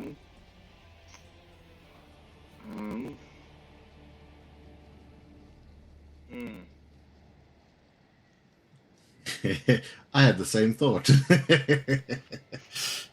Well, I was gonna. My thought was, I could just pop past these people, but if he's there watching, I can't just pop past them. John sort of like leans in. Anyway, I have an idea to create a distraction, but it's not going to allow me in, and I don't know what will happen to me if I can't slip away. But if you need a distraction for something, I might be able to get you in. Yeah, I've already been invisible once. Yeah, I mean, I can get in definitely with a distraction. Yeah. Yeah? You need to distract that guy, the seaweed guy. Everyone else doesn't matter. See that guy with his, like, seaweed in his hair? If you can get him away, then I can probably get close. But do we want to do... Is now the time? Maybe we should wait. Seems like Celeste is, like, having some success. All right. It seems to be a mixed room, at least at the time being. Yeah, We'll wait. but maybe like there's more desperate times or like. All right. We'll wait. Because- But I have an because what- idea. Yeah. Well, yeah. Okay. The last thing Jean's going to do then with that information is just clock to see. So the guy, he's standing a little bit further back. The other guards are in front of them, causing the thing. The one standing in front, are we relatively close to that? Because we were quite central, right? Yeah, you'd those- be very close to them. Like Yeah. they're standing on the. It's like there's a little, like I said, like a children's thing, where Yeah. you can we can literally jump over it if you wanted to. It's made out of wood and such. It looks like Yeah. the size of a ship, but this guy's standing on the other side. So Okay. Cool. All right. Yeah, Jean's just going to move a little bit closer towards where some of those guards are standing in front of this individual and just sort of like try to slip in with that crowd a little bit more. okay, And I'm going to go far away from John. Okay. So I'm imagining it's like it's circular, right? Kind of. I mean, it's more like a long square-ish in a way. Yeah. But yeah. And John's going up to that guy, and I'm gonna go to the left. Right. And I'm like looking like I'm trying to look in and get a better view. Okay. Cool. Celeste. After you saying that the crowd seemed to be a little divided, some of them still want to lynch you, literally, from just being told that you're a mutinist without hearing what you're actually saying. You can see Hilda is trying to bite his tongue right now. And the speaker addresses you again and says, "So that means that you're actually accusing Captain Hilda of mutiny, is that right?" Correct. Very interesting. Very interesting. Did you kill your first mate, Mr. Helda? Yes, of course. I told you already it was in self-defense. How did he attack you? He came at me with his sword, and you defeated him in a sword fight. Isn't that counterproductive of having a first mate who's worse than a captain at fighting? I was trying to train him, you know. It's not easy to find kids these days. Well, you see, it's been brought to my attention by Patrick that Finn was actually a very good swordsman. So you must have gotten the drop on him. I don't think that's relevant. I think that's, we don't know that. Maybe I just had a good day. Interesting.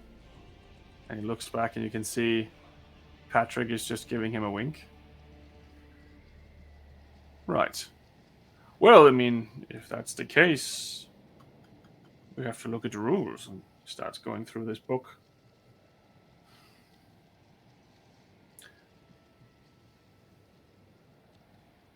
We're going to have a conversation for 2 seconds.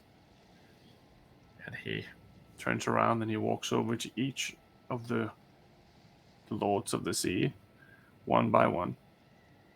And they all whisper something in his ear.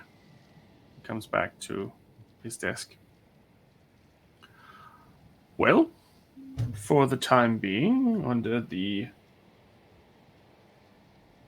situation, it would appear that we find Celeste Highcrest not guilty of mutiny. What do you have to say for yourself, though, Mr. Hilda?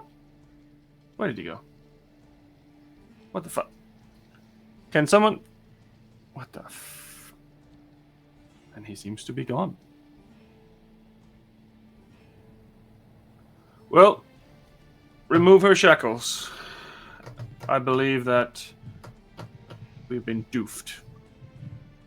And the 2 individuals who beat you up earlier, remove your shackles. I'm going to look at them.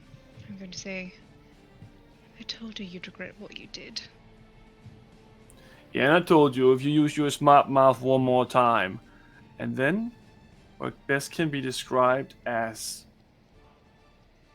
him getting mystified in front of your eyes, as you hear a loud bang from the bay, and a cannonball takes this man's head off. And I need you all to roll initiative. Holy fuck! Takes his head off. Yeah, we might need to take a break first, but you can roll initiative first. Okay. I rolled really shit on initiative, and I think that's in character. Just being like, what the fuck? So I saw a video where they took one of those ballista bodies today, and they shot it with a tank round. So I am imagining that exact same thing. Just Yeah, it's pretty intense when a big caliber like that hits someone. Mhm. Let me see here. 25. Can I use my inspiration for initiative? Yeah, sure, why not? Hell yeah! I Don't imagine you it's wanna? like mist just sprays over your face, and it's like, oh, you got a Like- little, and it's like just that. But there's like chunks in your hand, just like all over. Like it's like a bit of like grey matter just like sliding down my Yeah. cheek. Oh, I didn't realize your ear was pointed. Oh no, that's not. Sorry, hang on. That's his ear. That's landed on your ear. So I'm writing down the order here. Alrighty, so someone's on 25. Is anyone higher than 25? Okay. So what did you get, Celeste? 6. 6. Well, I rolled a 2 on the dice. Oh, yeah. that is not the best. But not the worst. So far it Question is. mark, question mark? Oh, good. And Sean, what did you get? I got an 18, but I'm just double checking something because I might have advantage on perception with the barbarian thing. 18 for now. I'll read and I'll confirm. 16 for me. 16? Okay, and what about Billy Bob? That was a 9. And how does Celeste look? She look I mean, beat up. she Does looks she very have- sunburned as the first thing you probably notice, which is like not great. She looks pretty beat up too. You haven't really had a long rest, so how many hit points are you currently on? I did have a long rest. Oh, you did have a long rest, yeah. But how many hit Does points she- are you on now? Did you I'm feel on lower? 53 hit points. 53. If, Okay. if I had a long rest, yeah, 53. Okay. So she just looks beat up for now, at least. She I'm looks like also- she had a very bad time. And Does also, she have what? the things with her? No, she's just wearing basic clothes. Just a step up from butt naked. Yes, pretty much. That one's on. We'll get to the updated character descriptions. Celeste, where's your stuff? Oh, Oh no. So that is 15. I'll put them back at the same time. Okie dokie. So, just to give you an idea of the initiative order, on a 25, Hilda's 3 ships in the bay are firing all their cannons at this house. On an 18, we have Sean. 16, we have Ingwe. 15, we have Skullface. 14, we have the Ogre. And 13, we have both of these captains in the room. On 9, you have Billy and Zephyrus. On 9. On 8. And Celeste is on 6. Let's go on a break and see what I can blow out of the sky. Woo! Okay, Woo! we'll be right back. See you soon.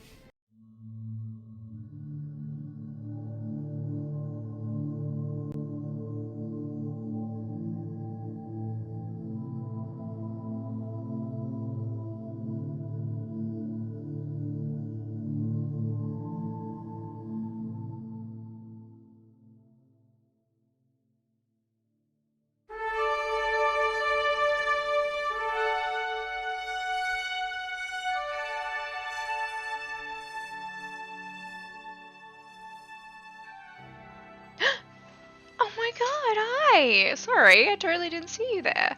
I was too busy hanging out in our Monsters of Mayhem Discord server. Hi, I'm Laura, your friendly neighborhood gremlin, and today I'm here to talk to you about the Monsters of Mayhem Discord server. The Monsters of Mayhem Discord server can be found by typing !Discord over in the chat. Over at the Discord we do cool things, like tonight's one-shot. That's right, the cast from today's one-shot were plucked from our Discord like an orphan off the street. So if you want to come and hang out and play Dungeons & Dragons, come do that. We also have not streamed one-shots if you don't want to be broadcasted to the entire internet. We also do that as well. Our mods run kind of one-shots and things like that. Or maybe you're looking for people to play your home game, or looking to form a group of players. Come do that as well. You can poach awesome D&D players from our Discord server. We allow poaching, which is really cool. Or maybe you're a gremlin, like me, who stays up way too late looking at the subtly glowing white screen, trying to finish quests in video games, and you are just left counting down the hours until you have to wake up in the morning, just constantly glancing at the clock and trying desperately to finish that quest before the timer runs out, and then you wonder why you're always tired because you stay up until the sunlight starts creeping through the window. If that's the case, we also have games nights every Tuesday. Come along and play group games with us. You also have the chance to win cool prizes, which is really cool, just for showing up. We have like a leaderboard, and if you show up, you get put directly on the leaderboard. And then if you're a pleasure to play with, or if you win the game, you get points, and those points count towards winning prizes, which is really cool. Or maybe you like dogs, and cats, and reptiles, and llamas. I'm totally serious about the llamas. That's the thing. We have really cool photos of those all up on our Discord channel too. So come look at those. And food. Who doesn't like food? We have lots of photos of food. So if you like recipe ideas, come and hang out and look at those. And we also celebrate birthdays. If it's your birthday, we'll be like, oh, it's your birthday. You're awesome. We love you. So come and do that on our Discord channel as well. Or do you like dice? Can I tempt you with dice, maybe? We have this innate urge inside all of us as Dungeons & Dragons players or tabletop RPG players to collect dice and hoard them up like a dragon. And we post photos of those hoards and really pretty dice and links to where you can buy them if you want to strain your bank account. So come do that if you want to be tempted to blow your life savings. Maybe you play Dungeons & Dragons and have a really cool character concept, or tabletop RPG, really cool character concepts, and you want to share those character concepts with people who will totally nerd out with you about those. Come do that. Or maybe you have a home game and you have this really cool plot point that you want to talk about. Come do that. We really want to hear those stories as well. Just don't let Tom hear any of them because we don't want to give him any ideas, because for reasons. So yeah. Come hang out in the Discord server. Lots of really cool people. We're all really friendly, and if you're not friendly, you get a ban. So it's moderated, it's really active. Come hang out with us. We really want to hang out with you. So yeah, do that. Hang out with us. That's it. That's the ad. That's all I have to talk about. I mean, I can keep talking if you want me to. Do you want me to keep talking? I can. What can I talk about? I can talk about that. Oh, that weird growth that I found living under our kitchen sink. That's a cool story. Oh, or I can tell you the story about how Tom found rats and they were like stealing his forks, which is apparently a true story. Like the fork thief. That's really cool. Or I could talk about the time in the campaign where we realized that the big bad evil guy all along was actually this guy named...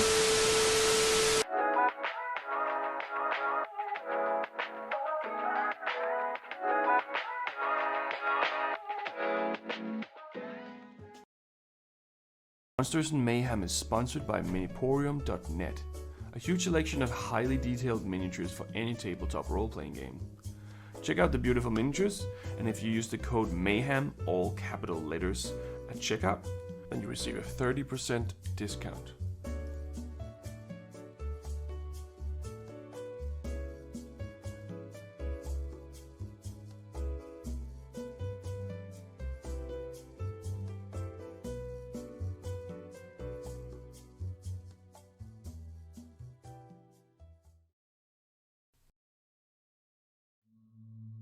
The following following ad read was written by artificial intelligence, also known as AI.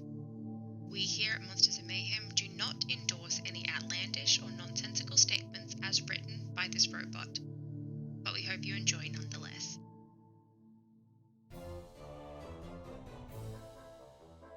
Hi there. Do you love Dungeons and Dragons? We do too, what a coincidence. That's why we created Monsters and Mayhem, the Twitch channel for all of your tabletop RPG needs. Our campaigns are sure to get your heart racing, and our other content is sure to keep you entertained for hours on end. So come and join us today. Do you have what it takes to be a monster? Subscribe to our Twitch channel to share the love and gain eternal power and immortality. With new videos every week, you'll be able to learn everything there is to know about being a monster. We've got you covered, so come over and join the mayhem. It's been a blast exploring all the gory details of monster mythology with you. I hope you had as much fun as I did. If you want to keep the fun going, you can use your Amazon Prime account to get a free subscription to our channel, or become a hero and gift a sub to another follower. Thank you for staying tuned, and until next time, stay scared!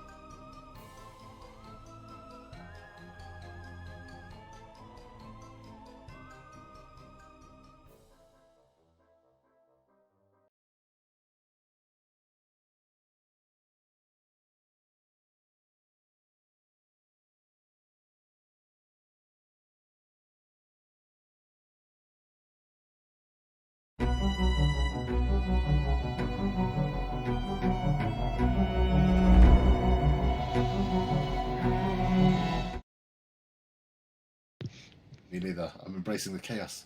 Oh no. We are back again, and I'm just gonna use this, see if it wants to open. There we go. So I'm gonna put the music back on again. There's a battle map. So there is a battle map, if you can see it. It's just might be a little laggy. It was last time, but hopefully it was not too bad. If you can see that or not, that is a good question. I'll just move it a little bit further down because we don't need to see the chairs. Can you send an image of the battle map? I don't have the bandwidth to run all the programs. Right. Let me see. So Ingwe said he was away from Sean. Sean was all the way up against the front here where all the other people are. And Sapphirus was there. And I think I forgot to add Billy Bob.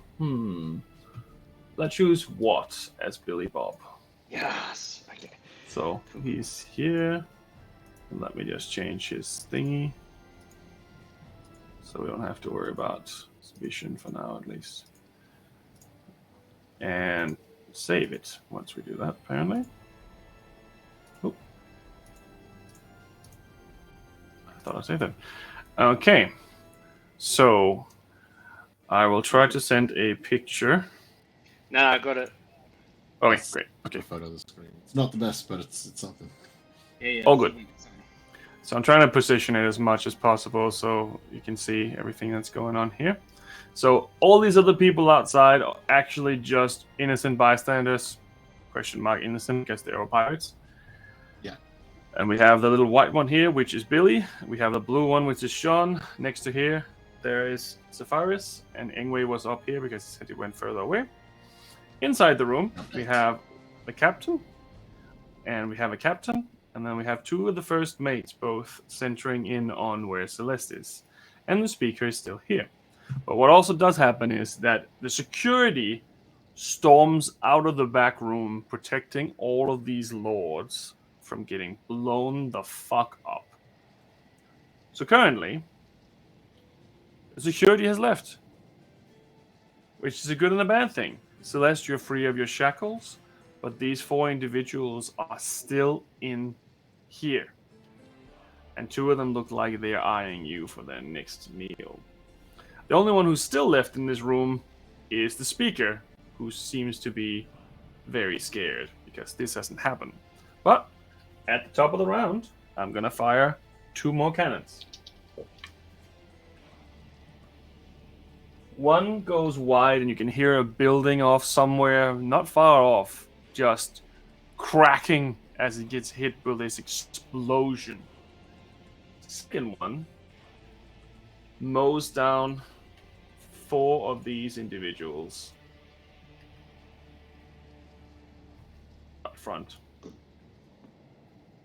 And it is just a blood spatter as these cannonballs start breaking into the side of this building. But next one up in our initiative order is Sean. Fuck, distraction's gone. Jean is fuck. Yeah. Cannon fire's going. Chaos has ensued. Jean is going to see if he can push past the guards. There is no guards anymore. They have all ran out the back room, All of them. protecting. Okay. Yeah, to protect the thing. Okay. I thought maybe it was just the ones internal, not the ones blocking the people. Okay, if that's the case, Nope. Jean is going to slip inside and try and move as close to... Yeah, he's just going to run straight in and try and move as close to... I don't remember if it was the ogre who I beheaded. I beheaded the last one that we encountered, the one that we took. The ogre was the one who killed Dreki. Yeah. Okay. And so it would have been the other one that we... Actually, I think you decapitated the captain, actually. I don't think you decapitated the first mate. Yeah, I decapitated the captain. Oh, it's the first mate. Okay, I misunderstood. Sorry, I thought it was the captain. No. So Okay. the captains are also there. Yeah. And he would be the one on the far left side. Okay, so he's the one that I beheaded, the captain on the far left. Yes. Okay. In that case, Sean is going to ignore that individual for now, keeping an eye on him out of the corner of his eyes, and he's going to run in. He's going to go to the first mate on the left-hand side, because I assume we're seeing them start to draw blades and getting ready for a fight or something. Like they are looking to assumedly hurt Celeste.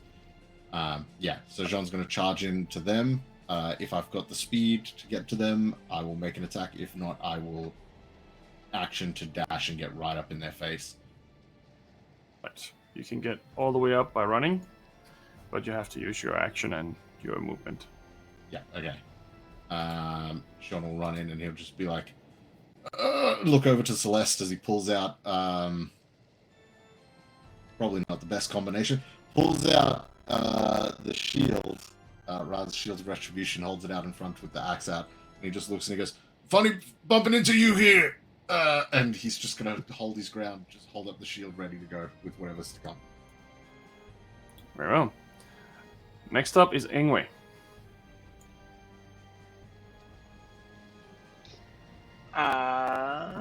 So Ingwe is going to run into the room. Okay. So the people that the people that we've previously fought haven't yet attacked Celeste, have they? No, but they look like they're definitely drawing their weapons.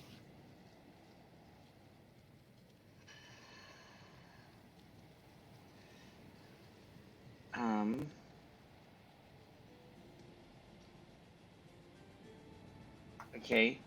So I think that I'm too far away to do anything effective, and I don't think I want to do anything to Celeste until she's had a chance to do something for herself. She might have things.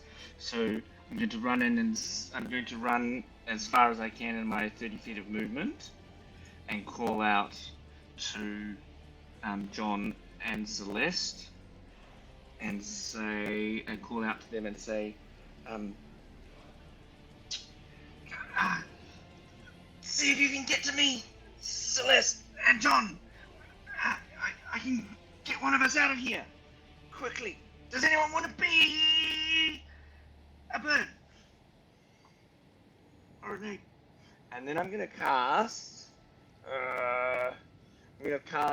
Infestation on like the guy that's in between me and Celeste. Okay. What's your range on that? 60 feet, and it's Yep, a no problem. Constitution save. Okay. That is a 2. Okay, so he fails the save, and he takes 4 points of poison damage, and has to move east 5 feet, So 4 points of damage. and moves east 5 feet. And there's another thing about it. Sorry, I just closed it. Okay.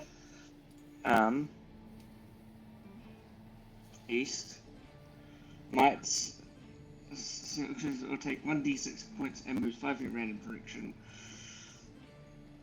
Yeah, that's it.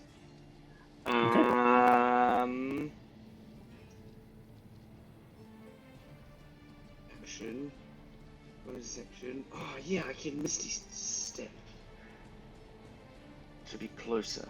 How far away am I? Is that From who? from Celeste? Celeste?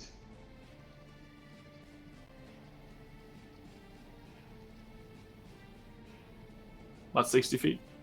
Yeah, okay, so I'm gonna Misty Step 30 feet closer to her. Right. Use Fatal Misty Step. And you know also now, Spot, if you haven't already seen them, these people that you definitely killed are definitely not dead. Yes. Yeah, I spotted them with John. I was with John, and then I moved away from John. Yep, okay, cool. That's you? Yep. Okay. It is now their turn. So.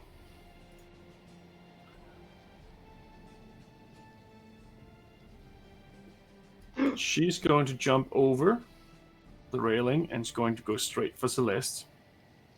He is going to attack Sean. This one is moving down so he can see Ingwe. And this one's moving out. So he's moving towards Sean.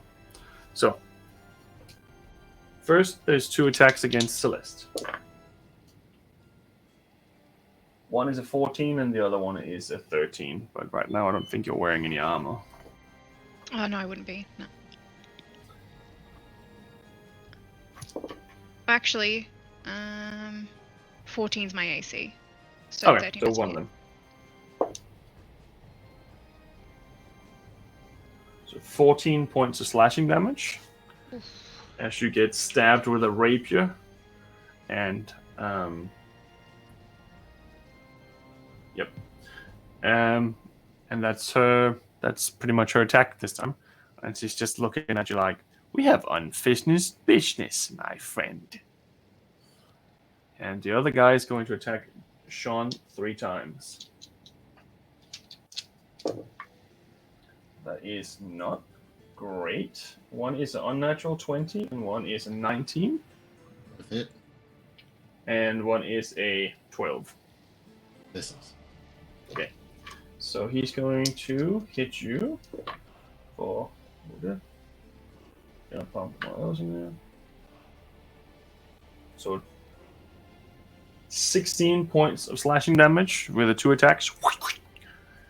And he's going to action surge and try to attack you twice more. 14 to hit and 18 to hit. 18 hits, 14. 5. And 11 points more. Oof. And the one that's going to attack Ingwe is going to take a shot at Ingwe for a natural 20. Boom. That's not the die. This is the one. Which is 18 points of piercing damage as you get shot in the shoulder. Ah! Reaction!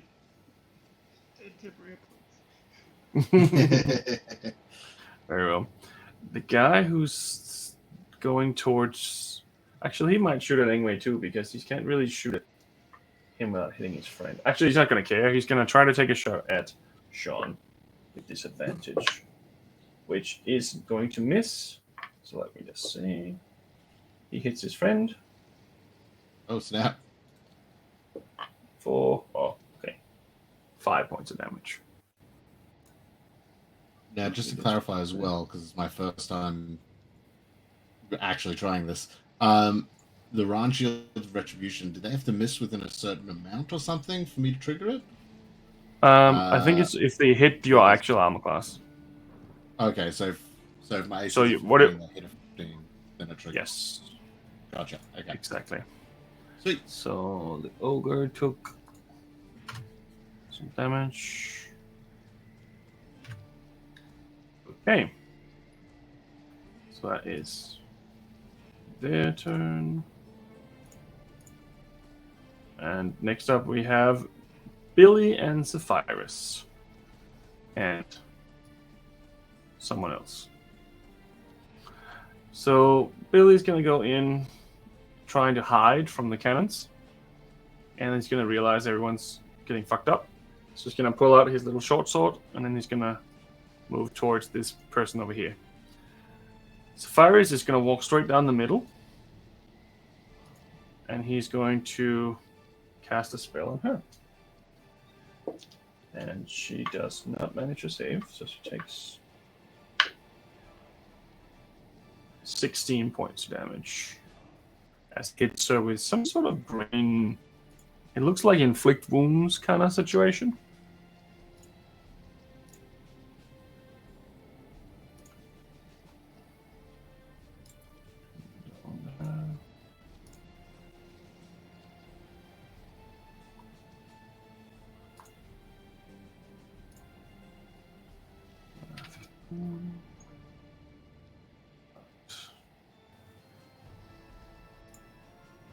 And this last hidden individual is going to just fly around the corner and heal Celeste for 6 points.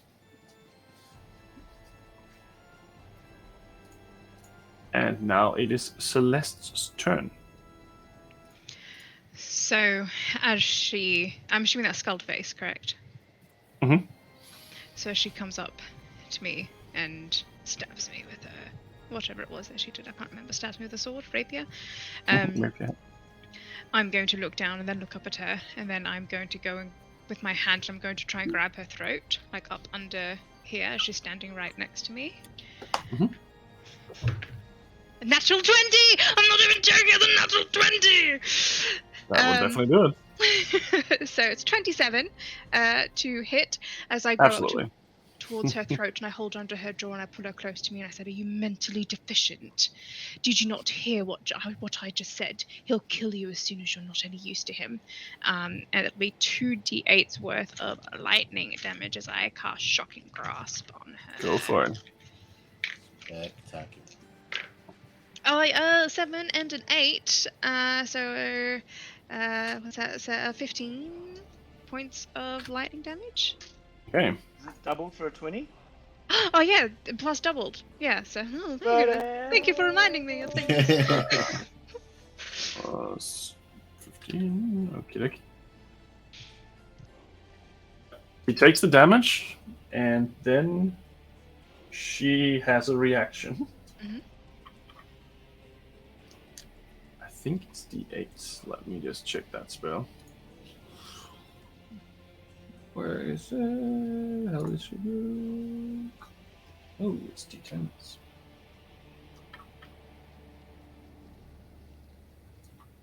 Can't I find my dice? What the fuck?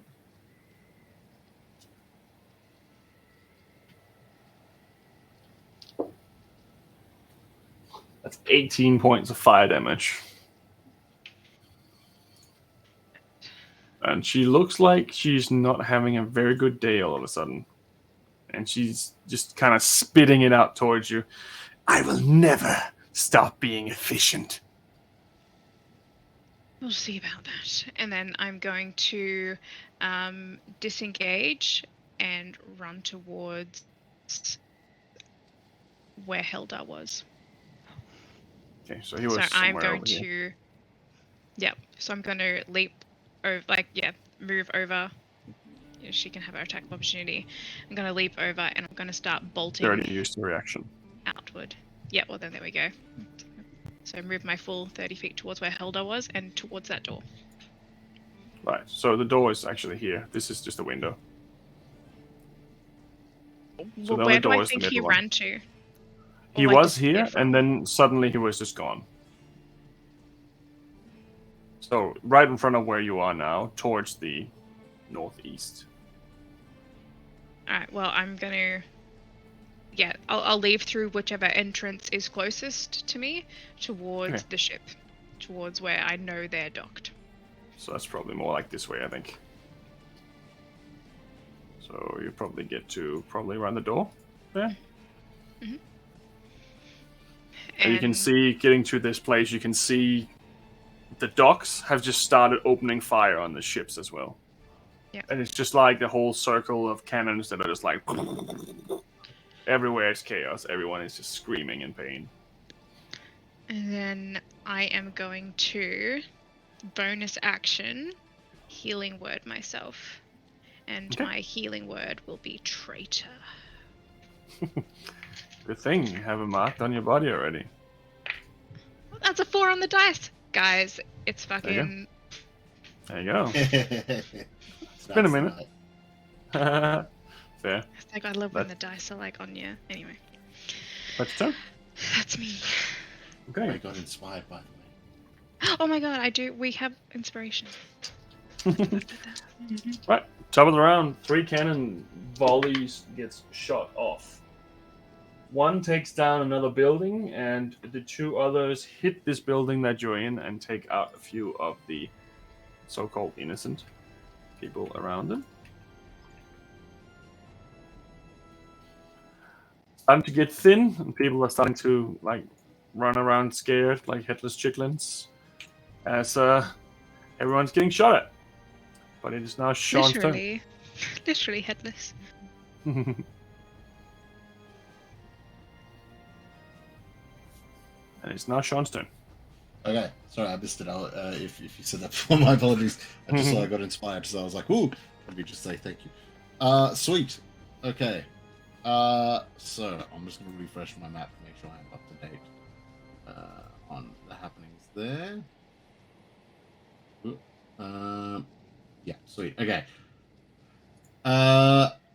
Jean is going to, having seen Celeste basically pop free of these individuals, and with the city getting blasted and that, first and foremost, which he should have done last time, he's gonna rage. Bonus action, rage. There you go. After taking those hits, he looks up and goes, "You'll get yours when the fucking time's ready." And then he's going to disengage, and he's going to run to join Celeste. Okay. He's going to take an attack of opportunity on you. I'm using my action to disengage. Oh, never mind. Yeah. So, all good. bonus action, rage, action, disengage, pull the shield out in front of me. Sure. And then, yeah, run over to Celeste and join her. She's running out. Yep, all good. I'll try stay behind her if I can, like directly behind her, just in case someone tries to run up from behind, just to create some sort of buffer or barrier. Sure. All good. Alrighty. Look over at Ingwe. Ingwe! I think we're going! Where are we going? Good question! Yep. Very well. So, it is now Ingwe's turn. Miss Celeste, where are we going? Can I now? They've moved. She's moved laterally from me, I think, from what I reckon I can catch her. But I'm not 100%. You can get to Send you an here. update. So, you can't quite catch her. You'll be like 10 feet away. Yeah. Oh, yeah. Oh, yeah. Oh, I haven't hardly at all. Okay. Yeah. Okay.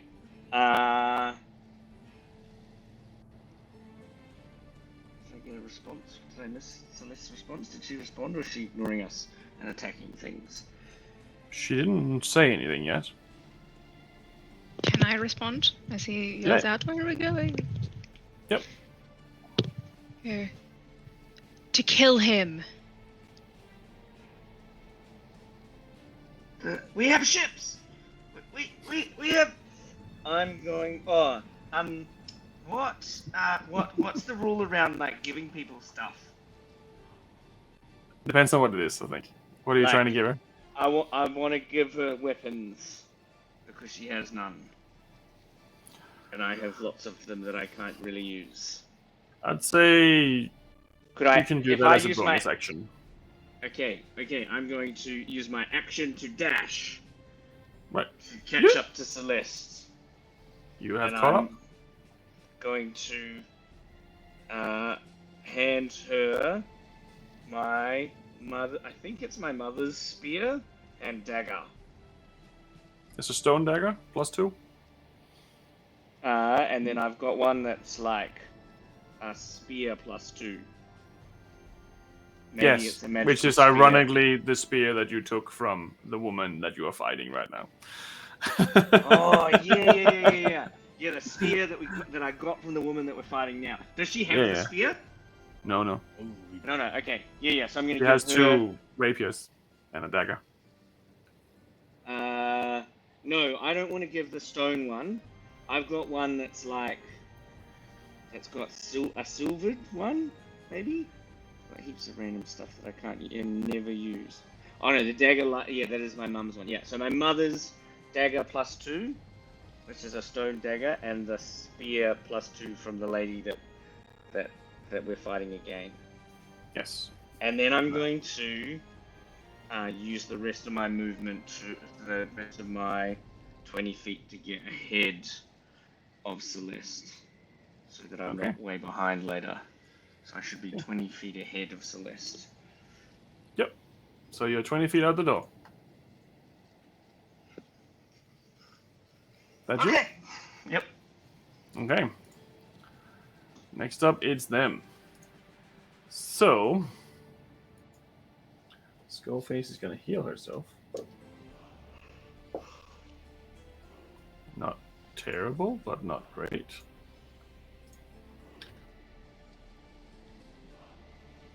That is her action. She's going to try to catch up with Sean.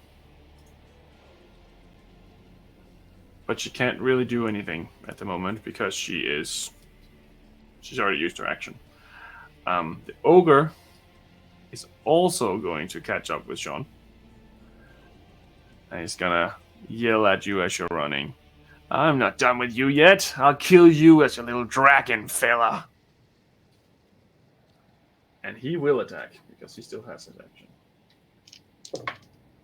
So that is a miss. And 26 and 24. Yep.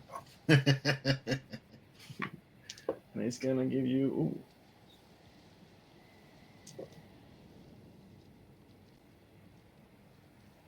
$28 points of slashing damage across the bow as he hits you twice with his rapiers.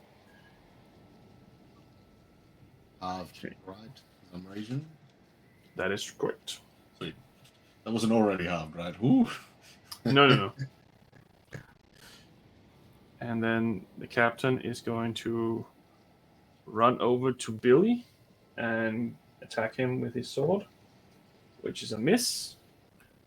And the other captain is going to run over to try to attack Sean and take a swipe at Sean, but hit something else. And something else takes 10 damage. Can you roll a d20 for me, please, Celeste?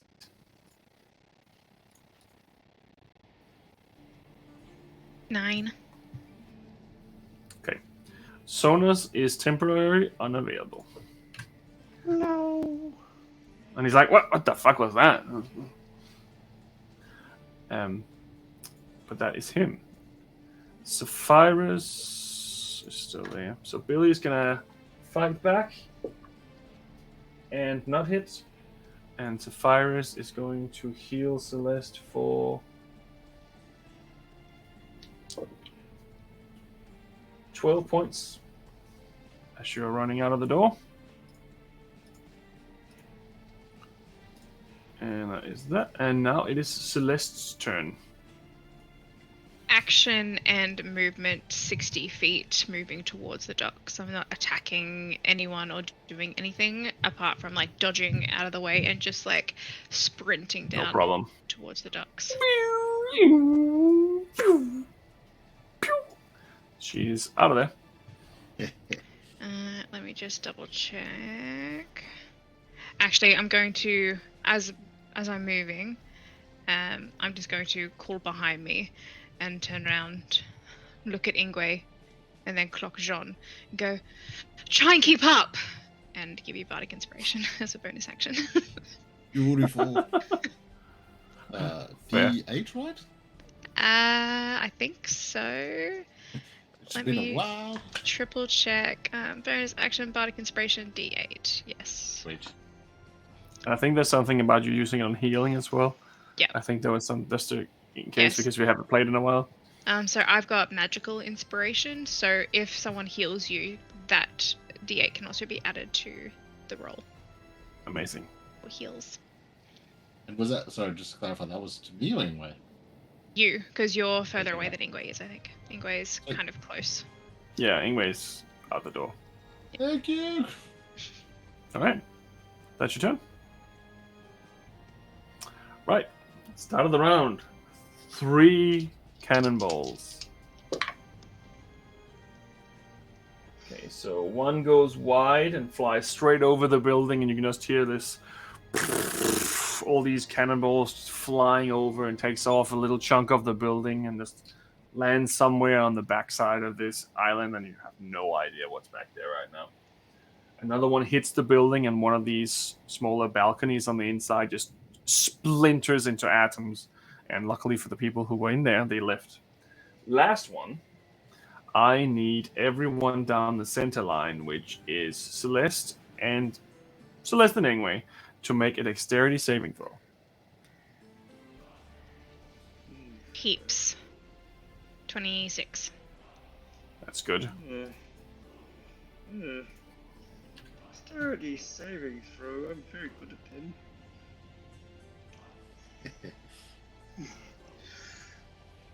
2. 2? Okay, you take 33 points of fire damage, and Celeste takes 16. As a cannonball hits between where both of you are and wipe out everyone in this vicinity. And it's not just one cannonball. This is like a volley of cannonballs every time it hits. And it's just... And it's deafening. There's splinters everywhere, and for a moment, you're all disorientated from simply just the explosion. How's Ingwe looking? 1 hit point. Oh, boy. That is crazy. That is crazy. Lucky. Very well.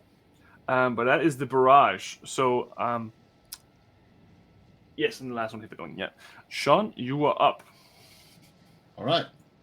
With that, Jean is going to take Celeste's advice, and he will take whatever attacks of opportunity come his way. He's going to move, action, dash, and try catch up as much as he Does a 19 hit you? can. Yes, it does. You are tripped up as you try to escape by Skullface, as he has Sentinel. Bitch. The other attack is a miss. But you are unable to vacate the region at the moment being. All right. Jean will turn around in that instance and instead use his action to take some swings. Okay. Try and get these guys off his back. He is going to go for... I'd say that Sapphirus would have moved in behind here to give you advantage, by the way. I just didn't do it. Yes, I forgot. Okay, It's a cool, little cool. laggy. So if you want to attack that specific guy, you have advantage, but it's up to you. That's the ogre, right? That's the one. Yes, the man called the ogre because he's big and burly. Yep. All right. Yeah, I'm gonna attack the ogre. So I have advantage because of. I don't have the name in front of me. So that's oh my gosh. Wow. Amen. Yep. I'm gonna use. Yeah, I'm using my inspiration. Go on it. Yeah, it's this one. Cool. I got an 8 on the inspiration die. Let's see. Sorry, there's a bit of math here. That's okay. 19. Just hits. He tries to dodge out of the way, and you hit him anyway. Woo! That was 2 natural 5s on the dice, by the way, with advantage. So that inspiration really helped. Okay, so I've got the shield out, so it's one-handed, which means it is... That's another 8. Fucking hell yeah. That is 12 points of slashing damage total. Okay. Swing. Smackety smack. And see, he takes it, and he's like... It's gonna have to kill another one of you. It's gonna be a long day. God damn! He takes another swing as soon as that comment comes. That is a... I have to use the Narakto's inspiration for this one. That is a 13 plus... so that's another 19. Just Natural hits. 7, 5 on the die. Sweet. Okay, cool. He's trying to dodge out of the way, you can see, using some maneuvers, but you just hit him. I swear to you, that is another 8. So that's another 12 points? That's another 12 points of damage. Woo! That's nice. That is nice. It makes it easier for me with math as well. Yeah. Jean is then going to action surge. Okay. While he has this opportunity of advantage and this anger running through. Look at this opportunity. Much better. That is a 20. Absolutely hits. Do you want a photo? No, I believe you. Another 12? Yeah. I'll try and move it as little as possible. That's pretty good. I swear to you. That's statistically just ridiculous. But amazing. Yeah. We'll take it. I'm going to put that there and just keep that nice forever. All right, and final attack with the action surge. That's a natural 19, which is a crit. Which Whack. is... Come on. It's statistically impossible. Come on. Oh, it landed cocked on the other dice. I'm not joking. I'll take... I think this is making up for all the times he couldn't hit anything throwing. Oh my god. All those early The games photo? where it's like two. Remember your axe. Yeah. That's coming. I'm just gonna send that photo to the chat. I'll Nice. put that on Discord. That is That is amazing. nuts. Like, I'll say that this guy was a really big problem last time. Yeah. I rolled really shitty on his superiority dice right now, or you would have been in trouble. But you have hit with every single attack, I think. Yeah, and a fucking 12 for each of them. Crit on the Max last damage. one. That is awesome. So what's that? 8, 16 plus 4, 20 plus a D20. That's right, not a D10 of lightning. For 7 additional. And the lightning isn't doubled, right? Because it's an effect of the crit. Yes, that's right. Right, okay, cool. So 20 points of slashing, 7 points of lightning. Did you double that? Or is that So already it's doubled? 8. So 8 doubled to 16 plus 4, and then I rolled a 7 on the lightning, so 7 on Okay. So he looks very surprised by that hit, like he was just expecting to move out of the way, and you just clock him straight in the face, and he's like, ah! And you see his skull is just starting to split down the middle, and you can see that he's kind of leaking this black fluid, almost green kind of ooze out of his body. It doesn't quite look as much like blood anymore, but it's also a bit weird that you already killed him and he's back, but yeah. Yeah. John will respond. I guess I'll have to kill you again. And yeah. Nice. That will be his turn, I guess. Yeah. Very well. Feel Very that's nice. a fair turn. So after you, it's everyone bad. Yeah. So Oh, can I bonus action second wind action? yes, of course. Okay, cool. I will do that quick for speedy. Didn't I get to go before 9 the foot bad second. people? Okay, let me just have a look here. Doesn't Ingwe get to go before all the bad people? Oh, sorry. Did I miss you? I'm usually after. Yes, sorry. It's because I keep reading it wrong. Yes, you're correct. You're right. Relatively important. Okay. Ingwe looks down at his smouldering cloak that he hasn't attuned to, and pulls out the sword, the Sky King's cleaver, and runs towards John, and with the flat of his blade pulls out the Sky King's cleaver, and the whole reason why he's attuned to it in the first place, and casts Thunderstep, Okay, so inviting where? John to join him. Yeah. How many feet do I have to move toward to get to John? 30. Yeah, okay, so it's all my movement. Yo! So you're running all the way to Sean. Yeah, and then I'm gonna cast Thunderstep. Which Is that with 2 people? Or is that only 1? I think Thunder. it's like an area of effect. It's like a yeah. So it's 2 people, so it's me and 1 other person. I can't take Sephiroth, so he's screwed. So Sephiroth. Adios. 1 willing creature. Blah blah blah. Yep. And everyone takes. So 3d10. And you can move. 90 feet. I think the range is 90 feet, but 100 Yeah. each creature within 10 feet Unoccupied of the space you can see within range. Yeah. So that's Each- as far as you can see within range. 90 feet is just. the range of Yeah. where you can cast it from, I think. So yeah, you're right. Yeah. Okay.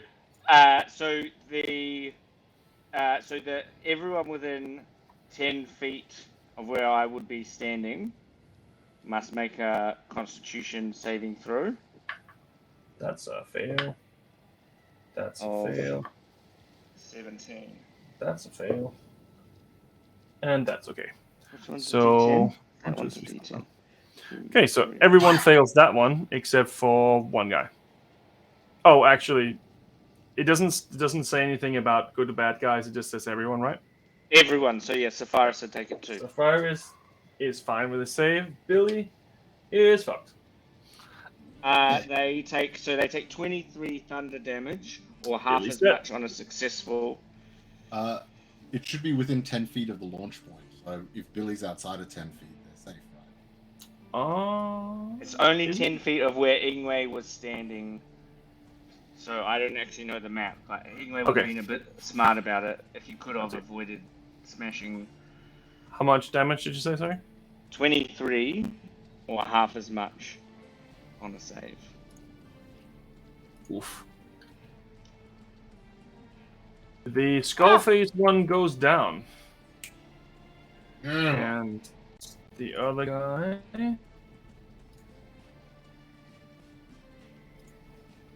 The gang's back together. No, we're still 30 feet behind you. And you can like zoom. If you're moving 90 feet, wouldn't we be 30 in front? Because you were Nah. halfway between. You I moved was 30 20 feet back. Yeah. How So far does 60 Celeste feet. move though? Doesn't she move like? I think she moves like 60 feet, I think, in a Oh, round. so we're ahead of Celeste now. No, she's ahead of you, and then you jumped. So wherever you're jumping to, yes. Yeah. So Okay. So I was 20 feet ahead of her. Right. She's 40 feet, so we're 50 feet ahead of her. Okay. You're pretty far away now, so for the time being, I'd say that you managed to get out of combat. Even Ooh, with the fun. like firing of the like cannony things. Yes. Yes. So, as you exit and get so far away, running down the street, running away from this thing, you can see the whole city is starting to converge on these people who are fighting, and they're giving off these flashes, like, and they kind of cease to exist. The gunfire of the turrets in this city have destroyed one of Hilda's ships. It looks like the smaller of the three ships, not the Dark Howler, not the Bartholomew, but the Hulking Presence, I believe it was, the Cauterized Wound is the one, has been destroyed and is slowly sinking into the bay. The people who are on board are in the water, scrambling to try to get away, but there's a whole bunch of people waiting for them with loaded weapons as they try to make it towards the shore. The captain and the first mate there's no sign of. They simply just vanished, as so many times before. You can see the two ships that Captain Hilda has exited the bay and is on the way out through where the ripe begins. You can see that there is some movement on both of these two ships. If you want to, you can make a perception check. Yes. Please. God, my perception roll is always really bad. It's an 11 total. Okay. Also, Also an 11. a 13. sorry. And 27 for Ingwe. Okay. Celeste and Sean, you can see that there is two individuals standing on the side railing of the ship on the Bartholomew. It doesn't take much to make out that one of them is definitely Captain Hilda. The other figure is a little hard to make out. But anyway, you have laser eyes. And you see some female with brown hair. She seems to have her arms tied on her back. And she seems to have a gun pointed at her head.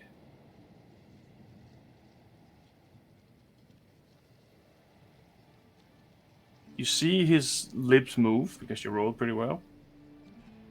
And you can see that he says, "Any last words?" And she says, "Find her."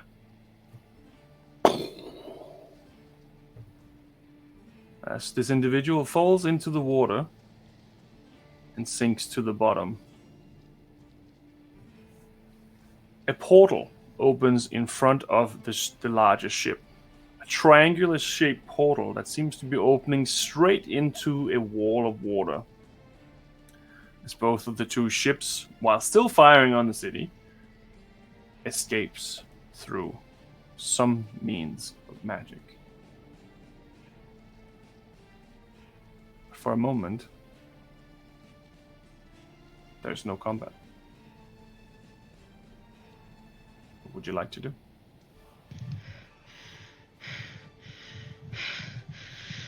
And Celeste is just gonna scream, like, frustrated and anguish and just like bloody murder as she's standing there at the docks, just like almost falling to her knees as she's just like screaming, watching this ship disappear into the portal. John is just looking around to see if he can spot the captain, or anything like that, where our ship is, just to get bearings with all that's going on there, because you can tell what the fuck is going on there. Don't seem to see him from where you are now. You're pretty much in the city. He seems to have probably kept where he was with his ship. Miss Celeste. Miss Celeste. Do you know where the portal's going? We have a ship in the harbor. We can cut them off. Oh, we won't be able to get there in time. Where are they going? There's a lady. They just killed a lady on the ship. What? Round here. Haida killed someone. Look like this. I turn into the lady. Well, it's very visible to you that is Sierra.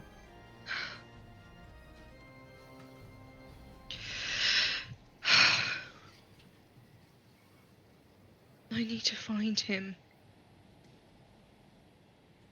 I need to kill him and put an end to all of this. Running away did me no good, and look where it got us. I'm gonna try and just like search my brain as I'm standing there at the edge of the dock to any reference to where that portal would be going. Like, is there any like story that I heard being told? Is there any reference to where that ship came from in the first? Like, is there anything? Let's make a history check in general. No, my good rolls are done for the day. No. It's a 6 plus 7, 13. No, doesn't quite strike you as something you've heard before, or something that you can put together at least right now. Does my regenerating belt that only works in combat keep working? No. No, it stops after the combat. I'm going to turn into a giant eagle and offer a ride to Celeste. Going to look at Sean. Go. You do what you need to do. You get on the board. You guys figure out the best way. I'll go. There's a dinghy over the side. There's a couple of us still here, and I'll make it back to the ship before you leave. I'm gonna So you put got my time to prepare. I'm gonna put my hand on my ribs and cast another healing word on myself and go find Drakic and meet us back at the ship. As I climb onto Ingwe's back. Sean doesn't say anything. Healing word myself. Right. That's a 1 on the fucking dice. All my rolls are fucked for the. What did she say? What is this? Nothing, bird. Go. Shoot. Get out of here, pigeon. John's gonna run back and he's gonna see if he can see. God, names. He's looking out for the captain, Sepharis, and Billy Bob. As he's making his way back to the west nook in search of the dinghy. He's also going to pull out the sending stone, and he's going to call out to Watt on the ship. Be like, What? Wake the fuck up. Whatever you're doing, send the dinghy to West Nook now. We need it as close to wherever the fuck. I need to get on there. We need to get back. Get in touch with the captain if you can. If you have any abilities for that shit, just... You're yelling very loudly. The dinghy is already there. You took it. All right. I thought maybe they were going to send someone back with it. All right, cool. Good. You keep an eye out for the captain. Fucking do anything you can. We're going to be needing to leave soon. Right. You know how to get red wine stains out. Not the time, what? Oh, they're going to be fast friends. And yeah, just booking it. Understanding that we probably cannot get the fuck out of here without the captain, so he's looking for the captain. That is like one of his main priorities. Sure. What are you two doing in the meantime? So I'm assuming Ingwe is flying us back to the Belching Bear? Well, actually, Ingwe would do, from the last instruction, would do a circle around to give, we're searching for clues about where the portal is going, was the last instruction he got from Celeste. So, he would have taken off and would have done a circle, because if we were going back to the Belching Bear, he would have also turned John into an eagle, and it would be going much faster. Right. There isn't quite anything that you can find as a clue after the portal has been there. Doesn't So the quite. portal's gone? Yeah, it's closed after the ship. Okay. The ship closed and there's nothing quite there? look like there's nothing there. Can Ingwe see Captain Billy John Norton, whatever our captain is? Bob John Jack. Bob John Jack. Yes, you can both find Bob John Jack exactly where you left him. He's still talking to the same individual about this dragon that he supposedly have in his hold. He's still at the- Hmm? I was just going to say, so he is still at the Western Oak. Yeah, he's still there. Sweet, okay. And Sapphirus and Billy also comes later.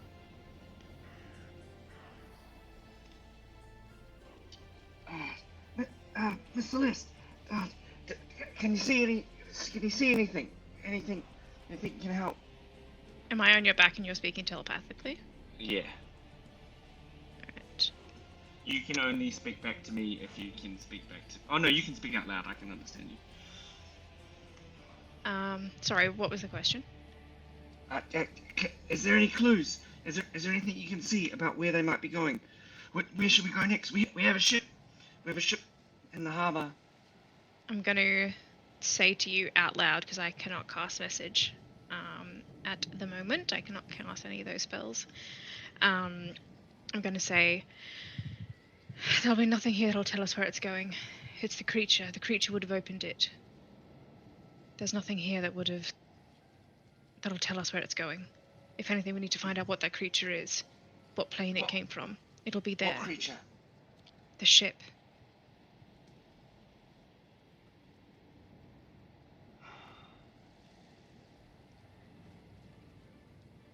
Wow.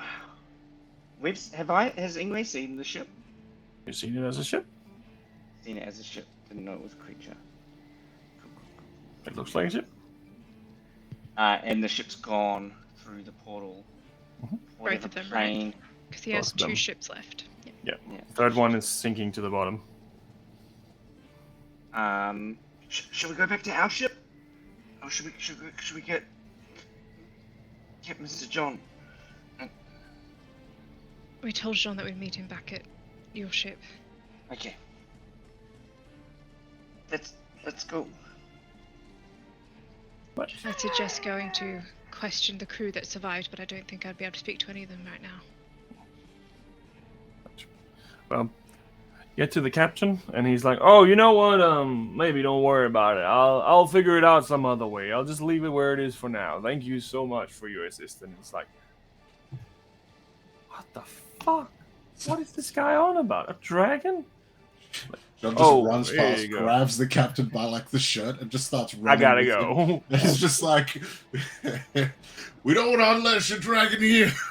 Ah! And just fucking runs with him and starts trying to get him into the thing, just being like, "We gotta go now!"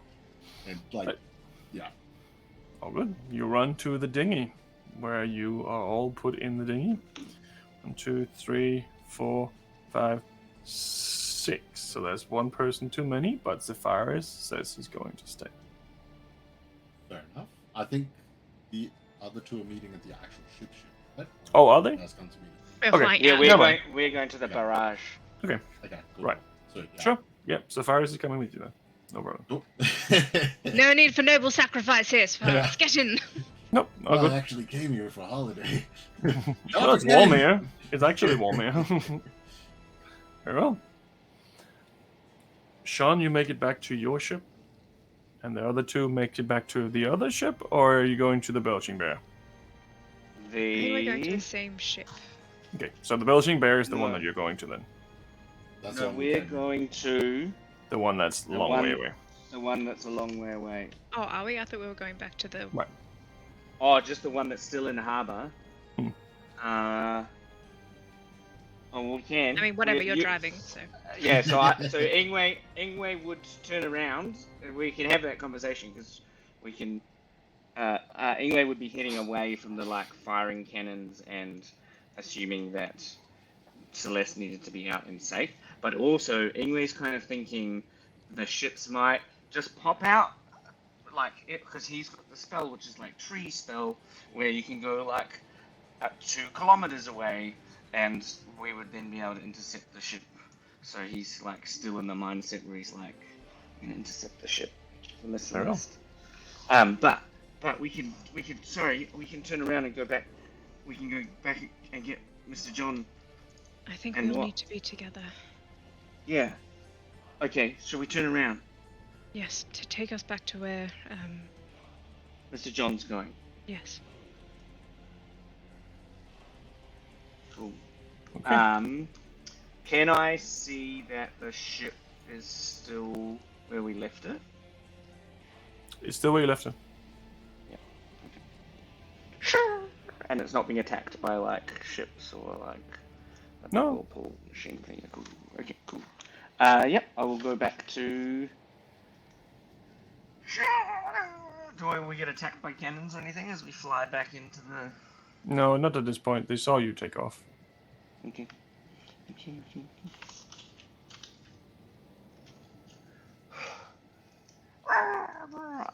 In that case, I'm also going to burn spell slots to get health back while I'm in wild shape. And Right. get stuff all health. Great, thanks. Out of the fight. No. In the fight.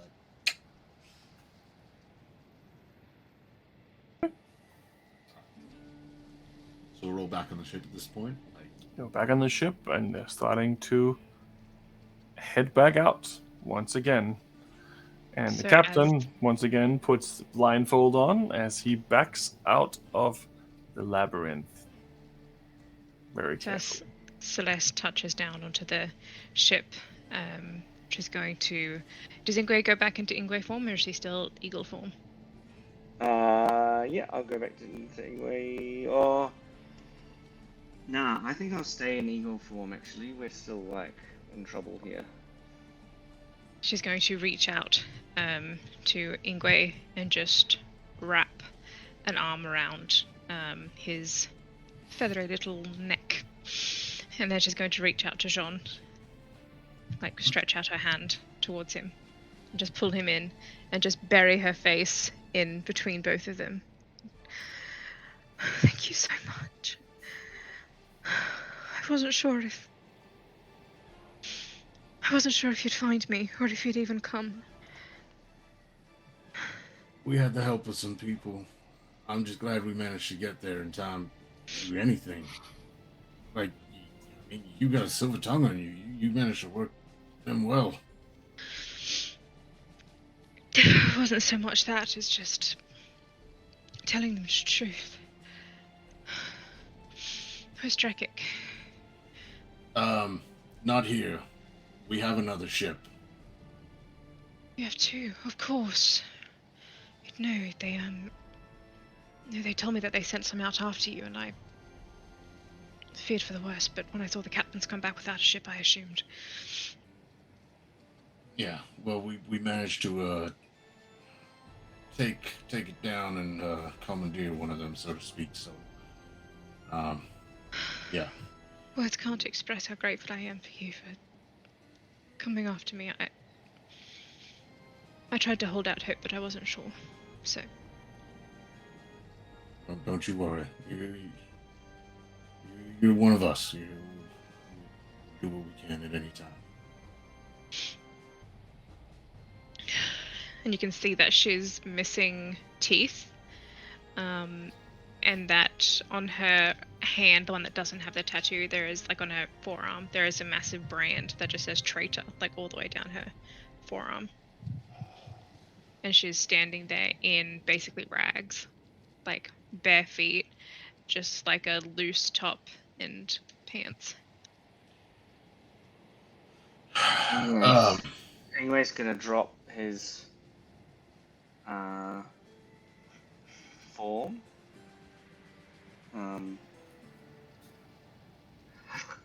Of course we come for you.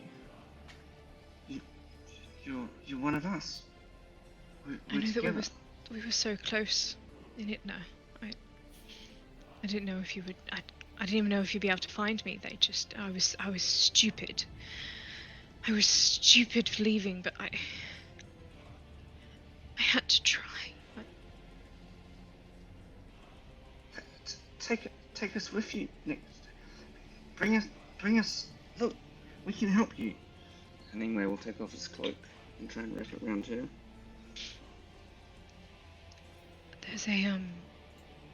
There's a part of me that I'm deeply ashamed of, and I thought that I could outrun it forever, but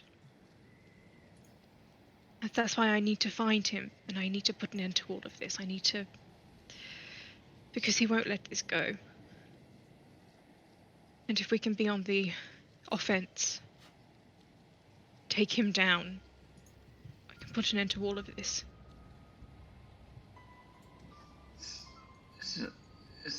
Is this linked to the seals?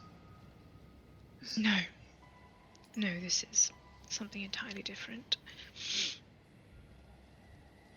I'm just sorry that I had to drag you into it. I thought that if I just ignored it for long enough it would go away, but it's been 80 years and is still after you. 80 years. That's a long time to hold a grudge. He's always been a proud man. When someone embarrasses him, then... Captain Helder? Yes, although he would correct you. Commandeer Helder now. Commandeer Helder?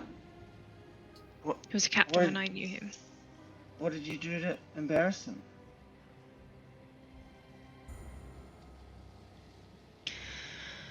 He, sunk his ship. Took everything. His crew. Everything he carried on board. I can tell you the story if you want, but it's not a part of my life that I'm proud of. I mean, I do appreciate stories, but I mean, you look pretty rough. I'd like to hear it.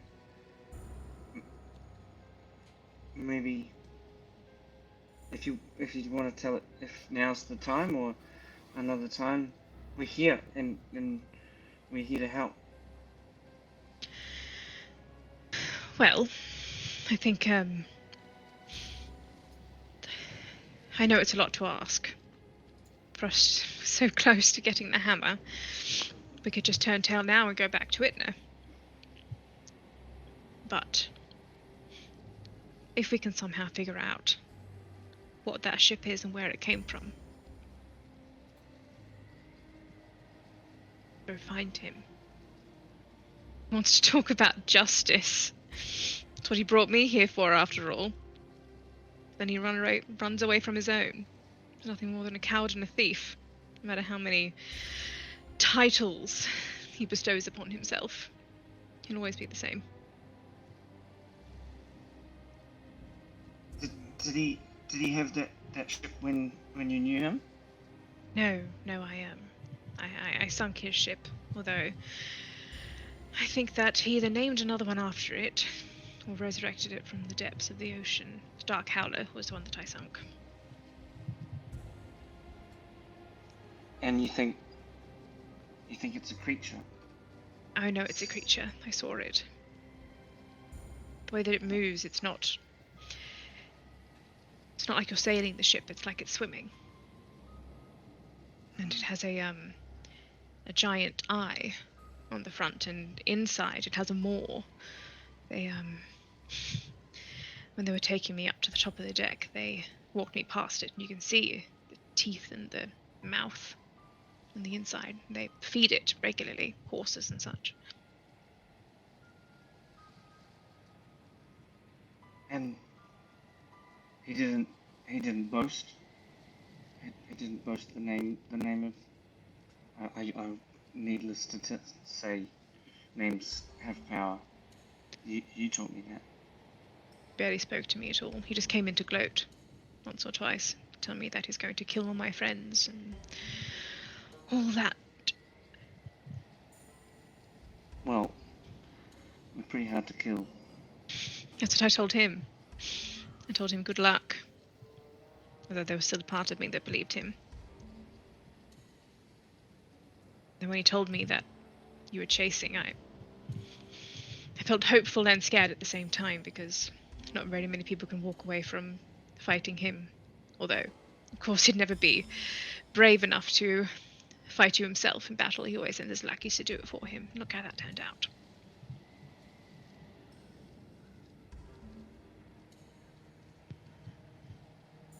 I am. Just sort of bites his lip, trying to turn his head a little way. Shall we set sail for that other ship?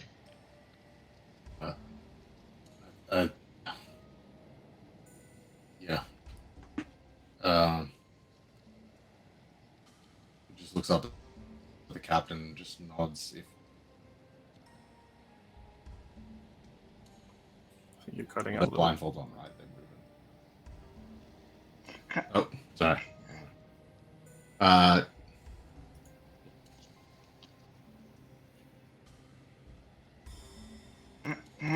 Perhaps we should go down to the room. I could use something to eat if you've got something I haven't eaten for quite a while. Nothing substantial anyway. I had a tomato yesterday, so there's that. Of course, to the kitchen. You can meet what? What? I don't know if meeting what's the necessary thing to do now. Sort of just, Jean's going to try to slyly look at Ingwe and then look down at his arm with the tattoo. Sort of implying, like, you know, maybe we don't need to go see what right now type thing. And I think what we can introduce what later. Point. We should talk first. Yeah. Okay. The captain's quarters? Yeah, that sounds good. I'll go find some food for you. Some water as well would be appreciated. Of course. Not known for their hospitality. Anything you need. You'll often go find what, and I assume is somewhere below deck or something like that. And go find some food and just go to what and be like, what we just we're getting out of here. We got our friend back. Oh, that's lovely. Did you figure out how to get the stains out? Did I figure out what? Sorry. How to get the red wine stains out? You know what? I hear salt. Just salt and rub it in. Oh, never mind. It gets preacher's station. Yeah. Look. Yeah. Just. Would you mind just staying here in the kitchen until thing and. Sorry, you're cutting out a bit. So. Oh no. He'll stay in the kitchen if that's what you're asking him to do. Miss Celeste. Yes. Is there I'm still a bit confused because I spent a bit of time with Vartex and the Foxes. It seems like two days I was there. I was very, very tired. After I missed it altogether. And when I came out, we were on this fishing boat, being attacked by the Torment, but we killed him. So do you know why they're still alive? Yes and no. I don't know the details of it, but it seems that I think it's my fault. Not directly, indirectly, perhaps. But when I killed Hilda the first time, I sunk him to the bottom of the ocean along with everything he loved and worked for. something found him down there, and I think I've had a dream about it. Some sort of a deal was made. Who that was with or what it was with, I don't know. But if something dies in the ocean, it can be, I suppose, not truly dead. I'm not sure how it works, but I've been trying to piece it together. Some sort of an offering was made, I suppose. Souls, I would imagine. Get new ones. Every day at around early afternoon, they would plunge into the ocean to convene with their god. What that god is, whether it's the ship or whether the ship is just a vessel for it, both directly and indirectly, I can't be sure. But I feel as though whatever happened ultimately was my own doing for killing him in the first place. There was something in the water that asked something of him, and he gave it in return, I imagine. To gain power.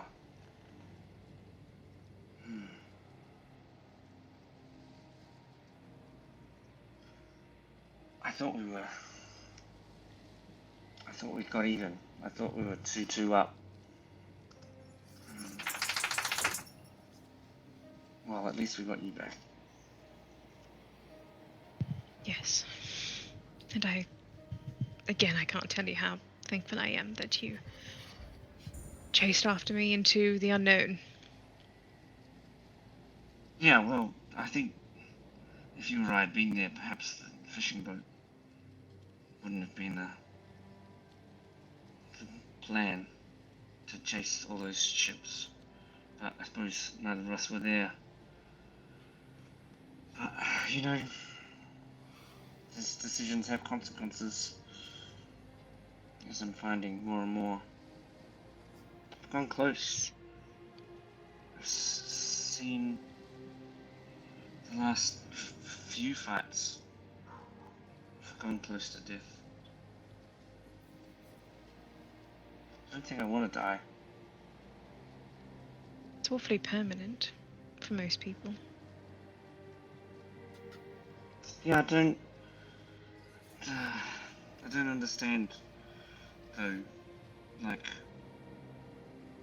Drekik was saying in his religion that once they die, even if you have the power to bring people back, you shouldn't. And then John's wife, they had to get special permission for us to be able to bring John's wife back. And I don't see how you make the choice between one and the other when you have that power. What do your people think happen when you die? People don't really die. I suppose creatures die, but that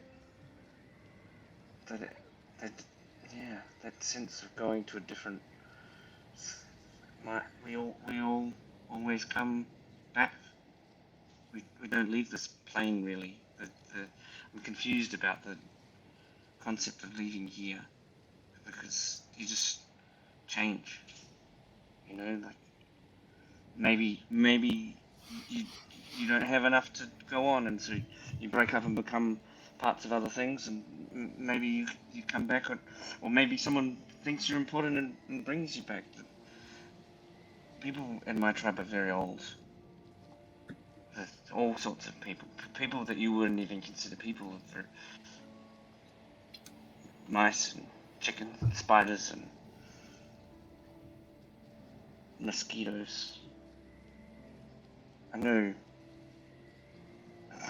mosquitoes older than John. Such an odd concept. Well, we live to die another day. And that's all that's guaranteed. This time.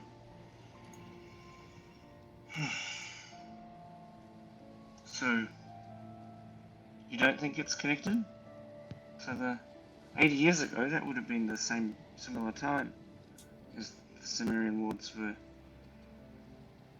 Well, it was roughly. It wasn't exactly the same time. The wards closed essentially the day I left home. This was a few years after that. Not exactly 80 years, but rounding up. But you said the ship was from a different plane. I don't know anything for certain, but I can't imagine anything like that was created here. But if they can travel the plane while the wards are up. They may not have been to a different plane.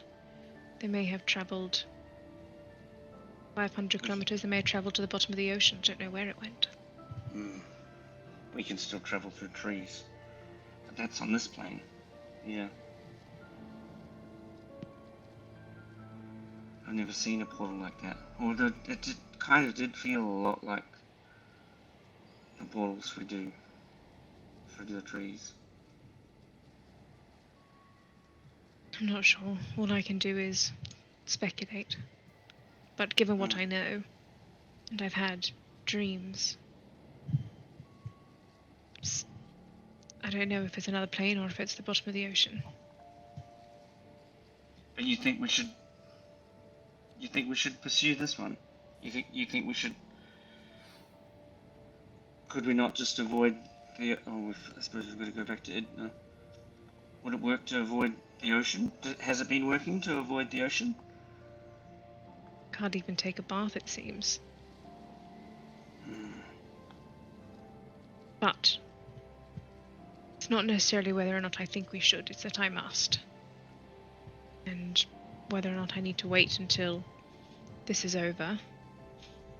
But there's a part of me an ugly part of me, that demands his soul in return for what he did. And I will not let that go. Demanded a soul.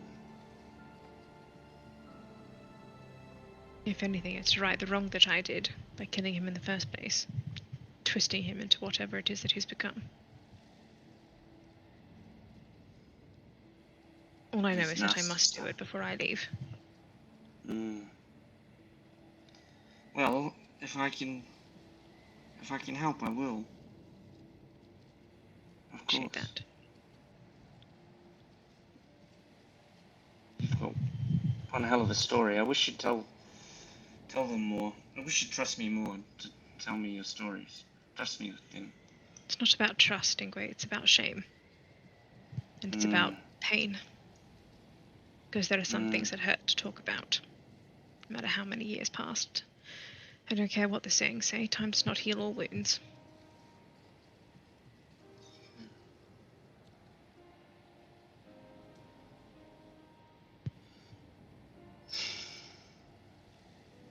But I'll answer any questions you have, and if you'd like me to tell you, I will. No more holding back. Good.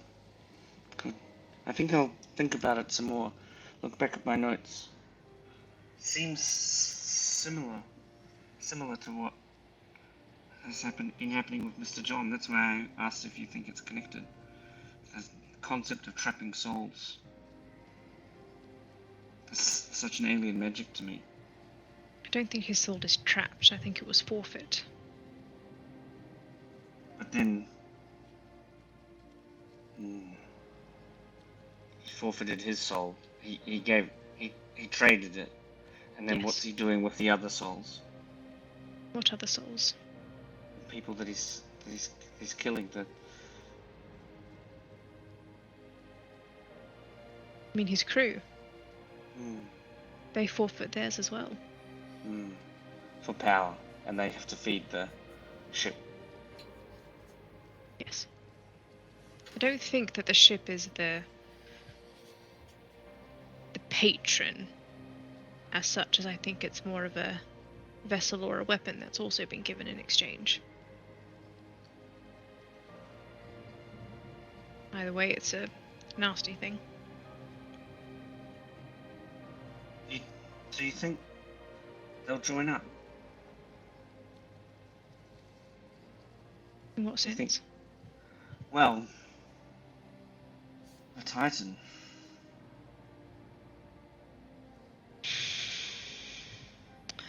I feel as though even Heldar would be small fish for something like that. Heldar himself is not powerful. He's only as powerful as the things he surrounds himself with. As you saw, he ran.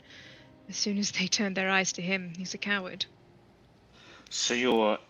Okay, that makes sense to me now. So your interest is only in Helda? My interest is only in him. Not in his patron? No. Okay. Well, that can't be too hard. He was nothing more than a human when I killed him the first time.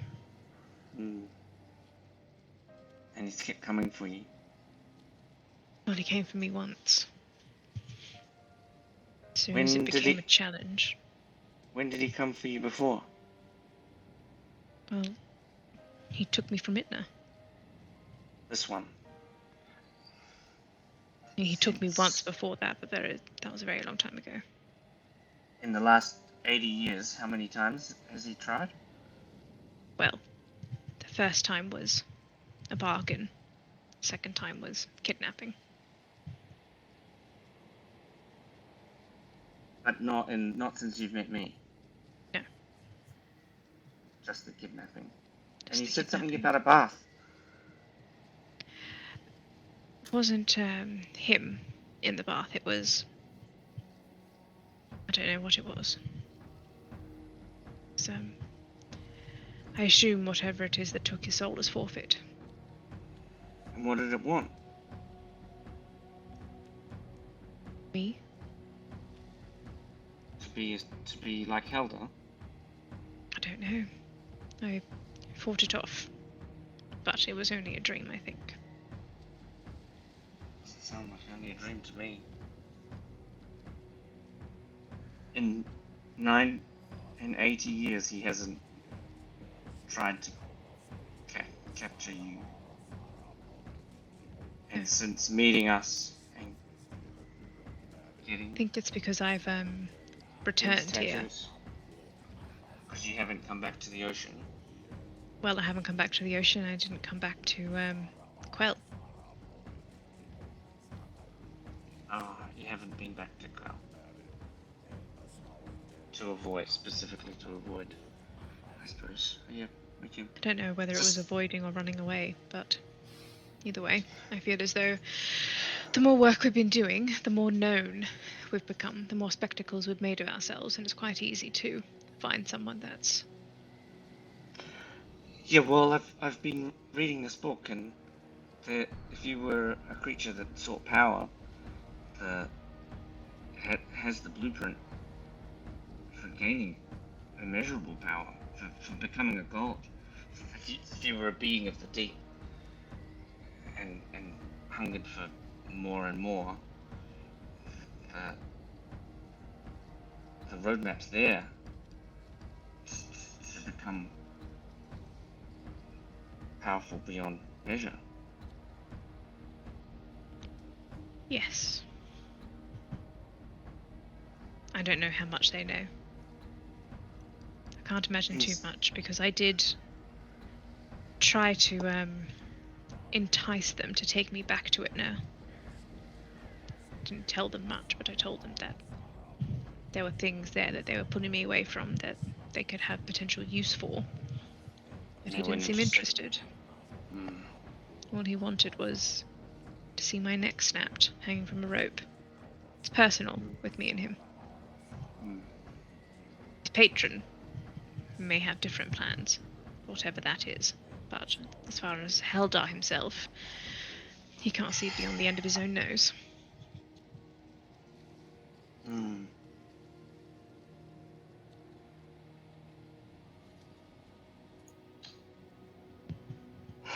Wonder where John is.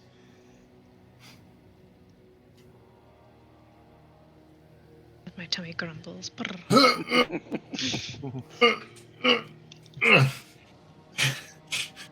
John turns around, just with a tray of stuff, and enough all three of them to sit and eat if need be, but mostly for Celeste, and turns around.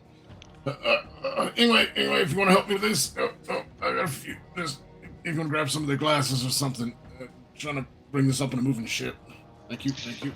Oh, and reach into my pocket there, your Senate stone. I took it back. Yeah, all right. There we go. I thought I'd spend a bit of time on it and try as best I can make something, but unfortunately, ingredients were scarce. So Thank I you. hope you enjoy. I'd take anything at this point.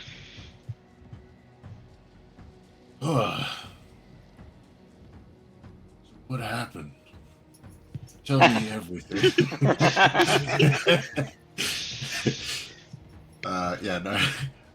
Jean will inquire what happened. I assume if you wish to. Same shit, sir. Just in case you don't have to do everything again. But yeah, up to you. They took me from Itna in the tower. They lured me in, and I was stupid enough to follow it.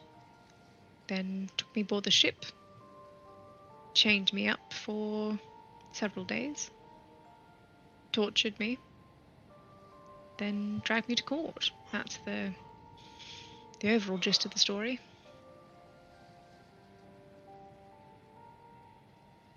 Good to know. All right. Look, I was just telling Ingrid it is quite personal.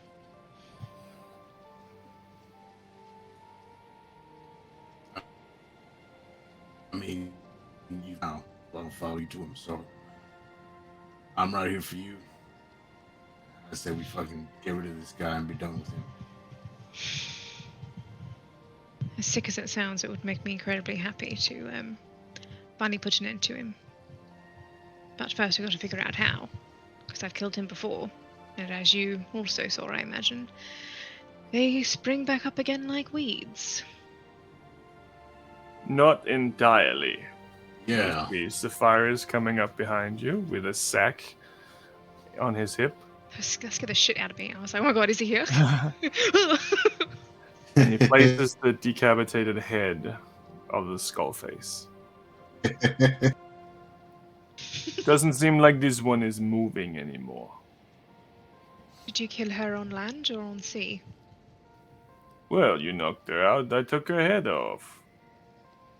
So her body's on land. I assume you didn't bring the rest of it with you. No. But I don't think I need to. Souvenir, sorry. Takes the head and puts it back in the box. Back in not box, in his bag. Seems as though I owe you my thanks as well. Risking your life for a total stranger. Oh no, I was simply passing through. I appreciate it all the same. This one, I know she has a tendency to put up quite a fight, so... Probably not so much anymore. No. Thankfully. Perhaps that's the key, though.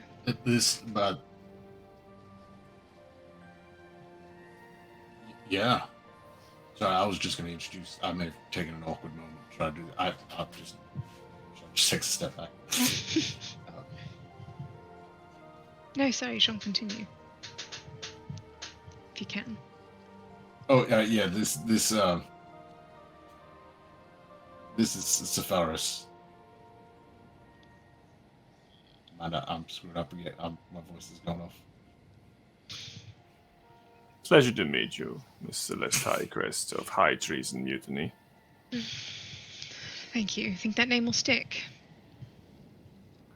It's probably better than alternatives. Well, have a good night. I wish you the best. Perhaps it means people will fear me now. Probably not so much. You're still tiny. Anyway. It's not the size, it's what you do with it. I've heard that before by many dead people. I like that one. Speaking of people that have got grudges, did I mention to you that he's got the same markings as the guy that attacked Midos, Mr. John? Did you notice that, Miss Celeste? No, I just met the man. You mentioned they had the same bracelet. Mm. Right, the ruby. Yeah, yeah. Don't worry, that's still in the back of my mind. I plan on having a chat with him. By the way, head back. Hopefully, in the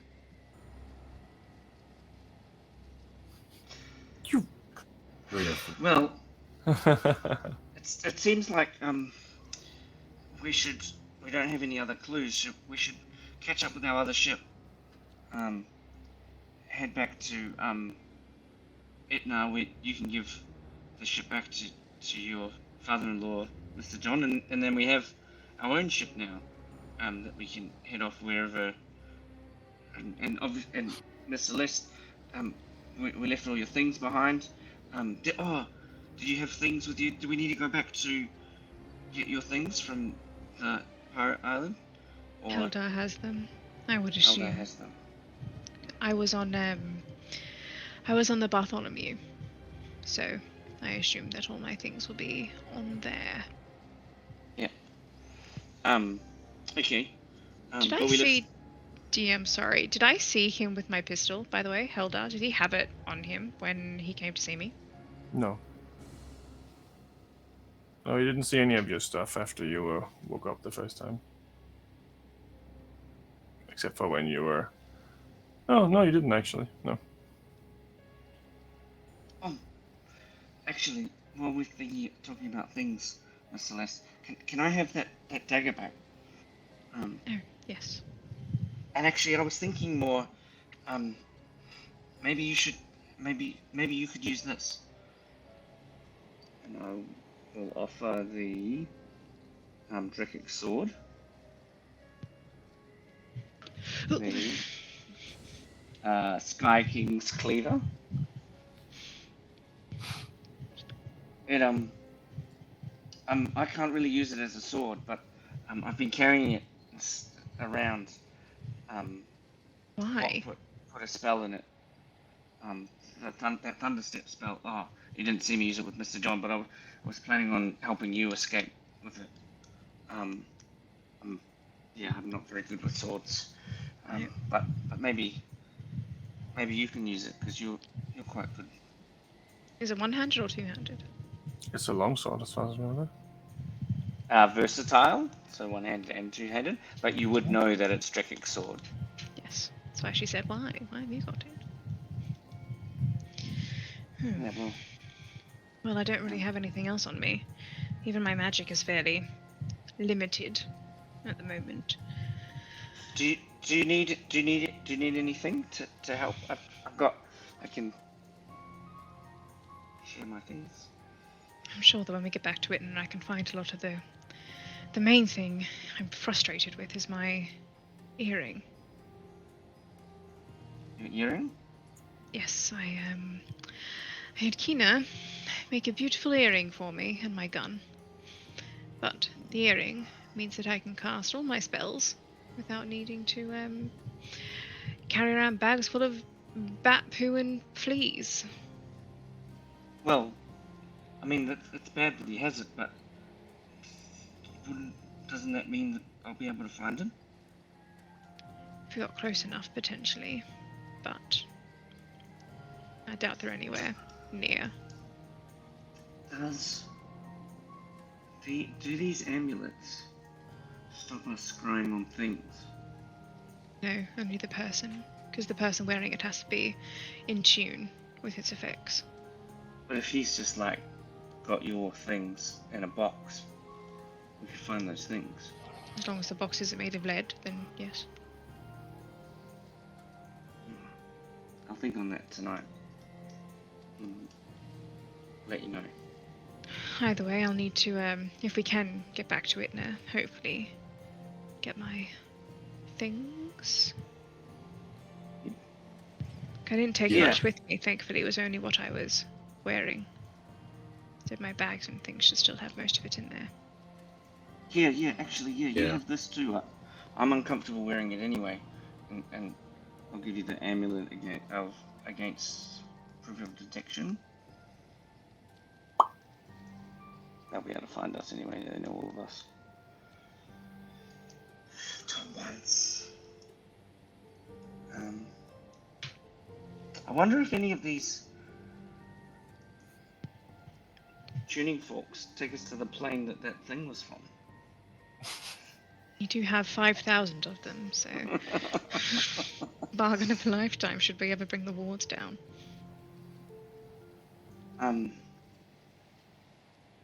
Yeah, if there's anything else you need. The only thing I can think of is copper. But I wouldn't imagine you'd carry metal with you.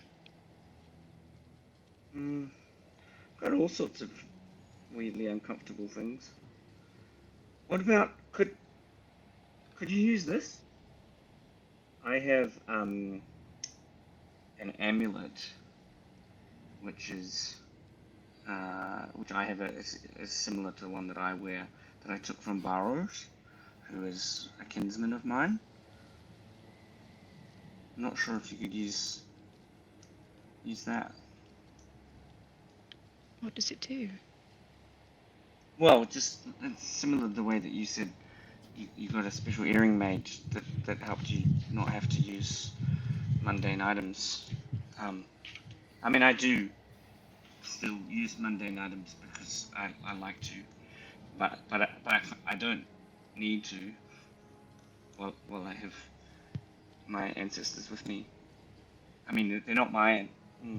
I don't know. Maybe. Potentially. Okay. Would count as a druidic focus. Yeah. So not quite what you're looking for. I put it on and I try and cast... What have I got that requires? I try to cast Identify on it. And it doesn't work. Oh, well, there we go. You feel it warming up when you cast the spell, though. Oh, it gets warm. Is it uncomfortably warm? Like, is it hot? No. It's just warmish. Connection to the ancestors. You can see it's odd. Odd connection. Doesn't like me very much. No, that's it's warm for me, but like, why is warm? Oh, because you're so cold. Potentially. I wonder how it worked for you and when you're not feeling so blue. Make a Arcana check, Ingwe. Oh yeah. Random things. Natural 1. 4-7. Never mind. Damn you guys.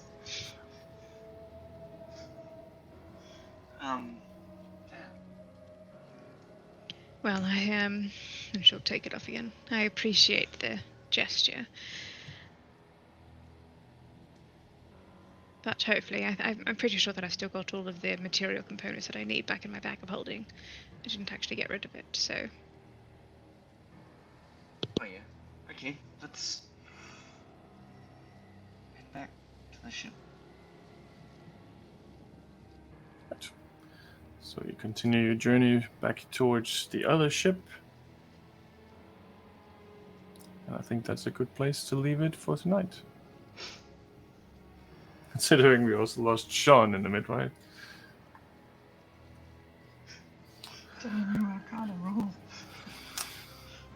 Anyway. For now, at least, you've been reunited with what you believe is all your friends. Still another shock to be had that has not been given yet.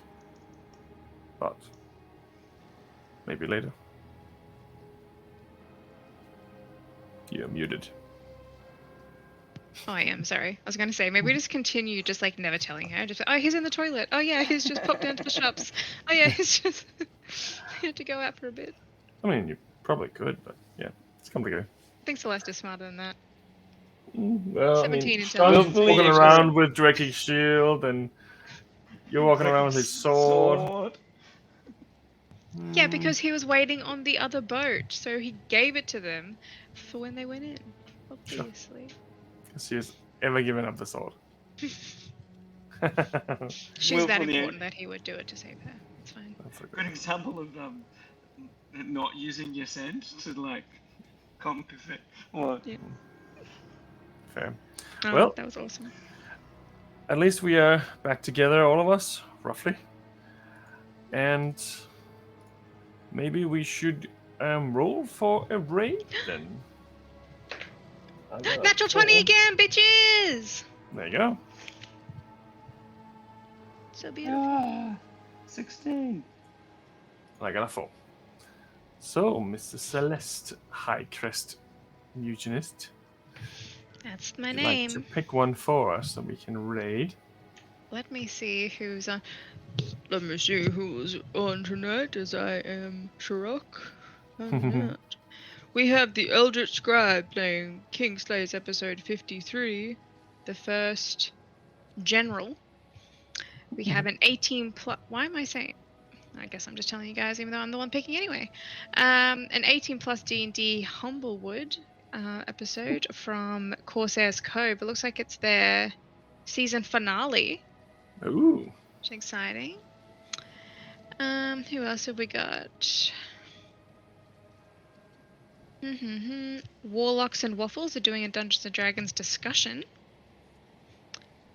Okay. We have It's a Spider. Oh no, they're converting something. I'm not as good as this as Shirok is. They've got Crazy Arts too, who are doing Skyfall Return of Cray. Oh, we got Red Sky Dark Sun, a Waterdeep adventure. Oh no, it's a rebroadcast. It's got it in brackets. Well, thank you to everyone who subbed as well today. Shirok, Yeah, Napa, thank and you. Campton. Captain. Alright, who do we want to go with? Let's jump into Warlocks and Waffles. They're doing a Dungeons and Dragons discussion. Sure. That Let's might go be for it. cool. Oh, good. It's a comedy podcasty type thing, it looks like. That's fair enough. Are you okay to do the thingy? I am sure I'll figure it out. I think it's just slash raid space Slash their raid, name. then, yeah. Just trying to get their name with the correct capitalization. Slash raid. Ooh, no. Ooh, slash. I'm not as good as this as Shrek is. Alright, well, I am ready to. The raid is being created. Look at this. I'm so good. Well done. Woo! Soy back to our man. magie. I'm good at things. There you go. Well, thank you everyone for tonight. And now we have gathered the group back again and have split the party more than down the spine. Maybe we'll see where this goes next time. Masters and Raidham in chat. Thanks so much for joining us tonight, everyone. And we'll see you later.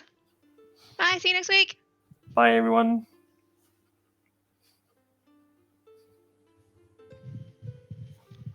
I think we're in.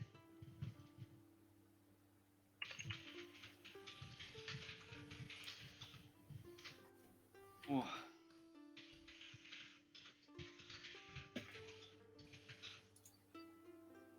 Oh. Monsters right there. Oh, that was a full-on one. Oh. I cannot Not hear in yet. you. Not in yet. Oh, that was a full-on one. They can still see us. Mhm. Ah! Really? It says that I've raided it. I don't think you clicked complete yet. How do I do that? It was streaming. I don't know how to do it. I got raided in on my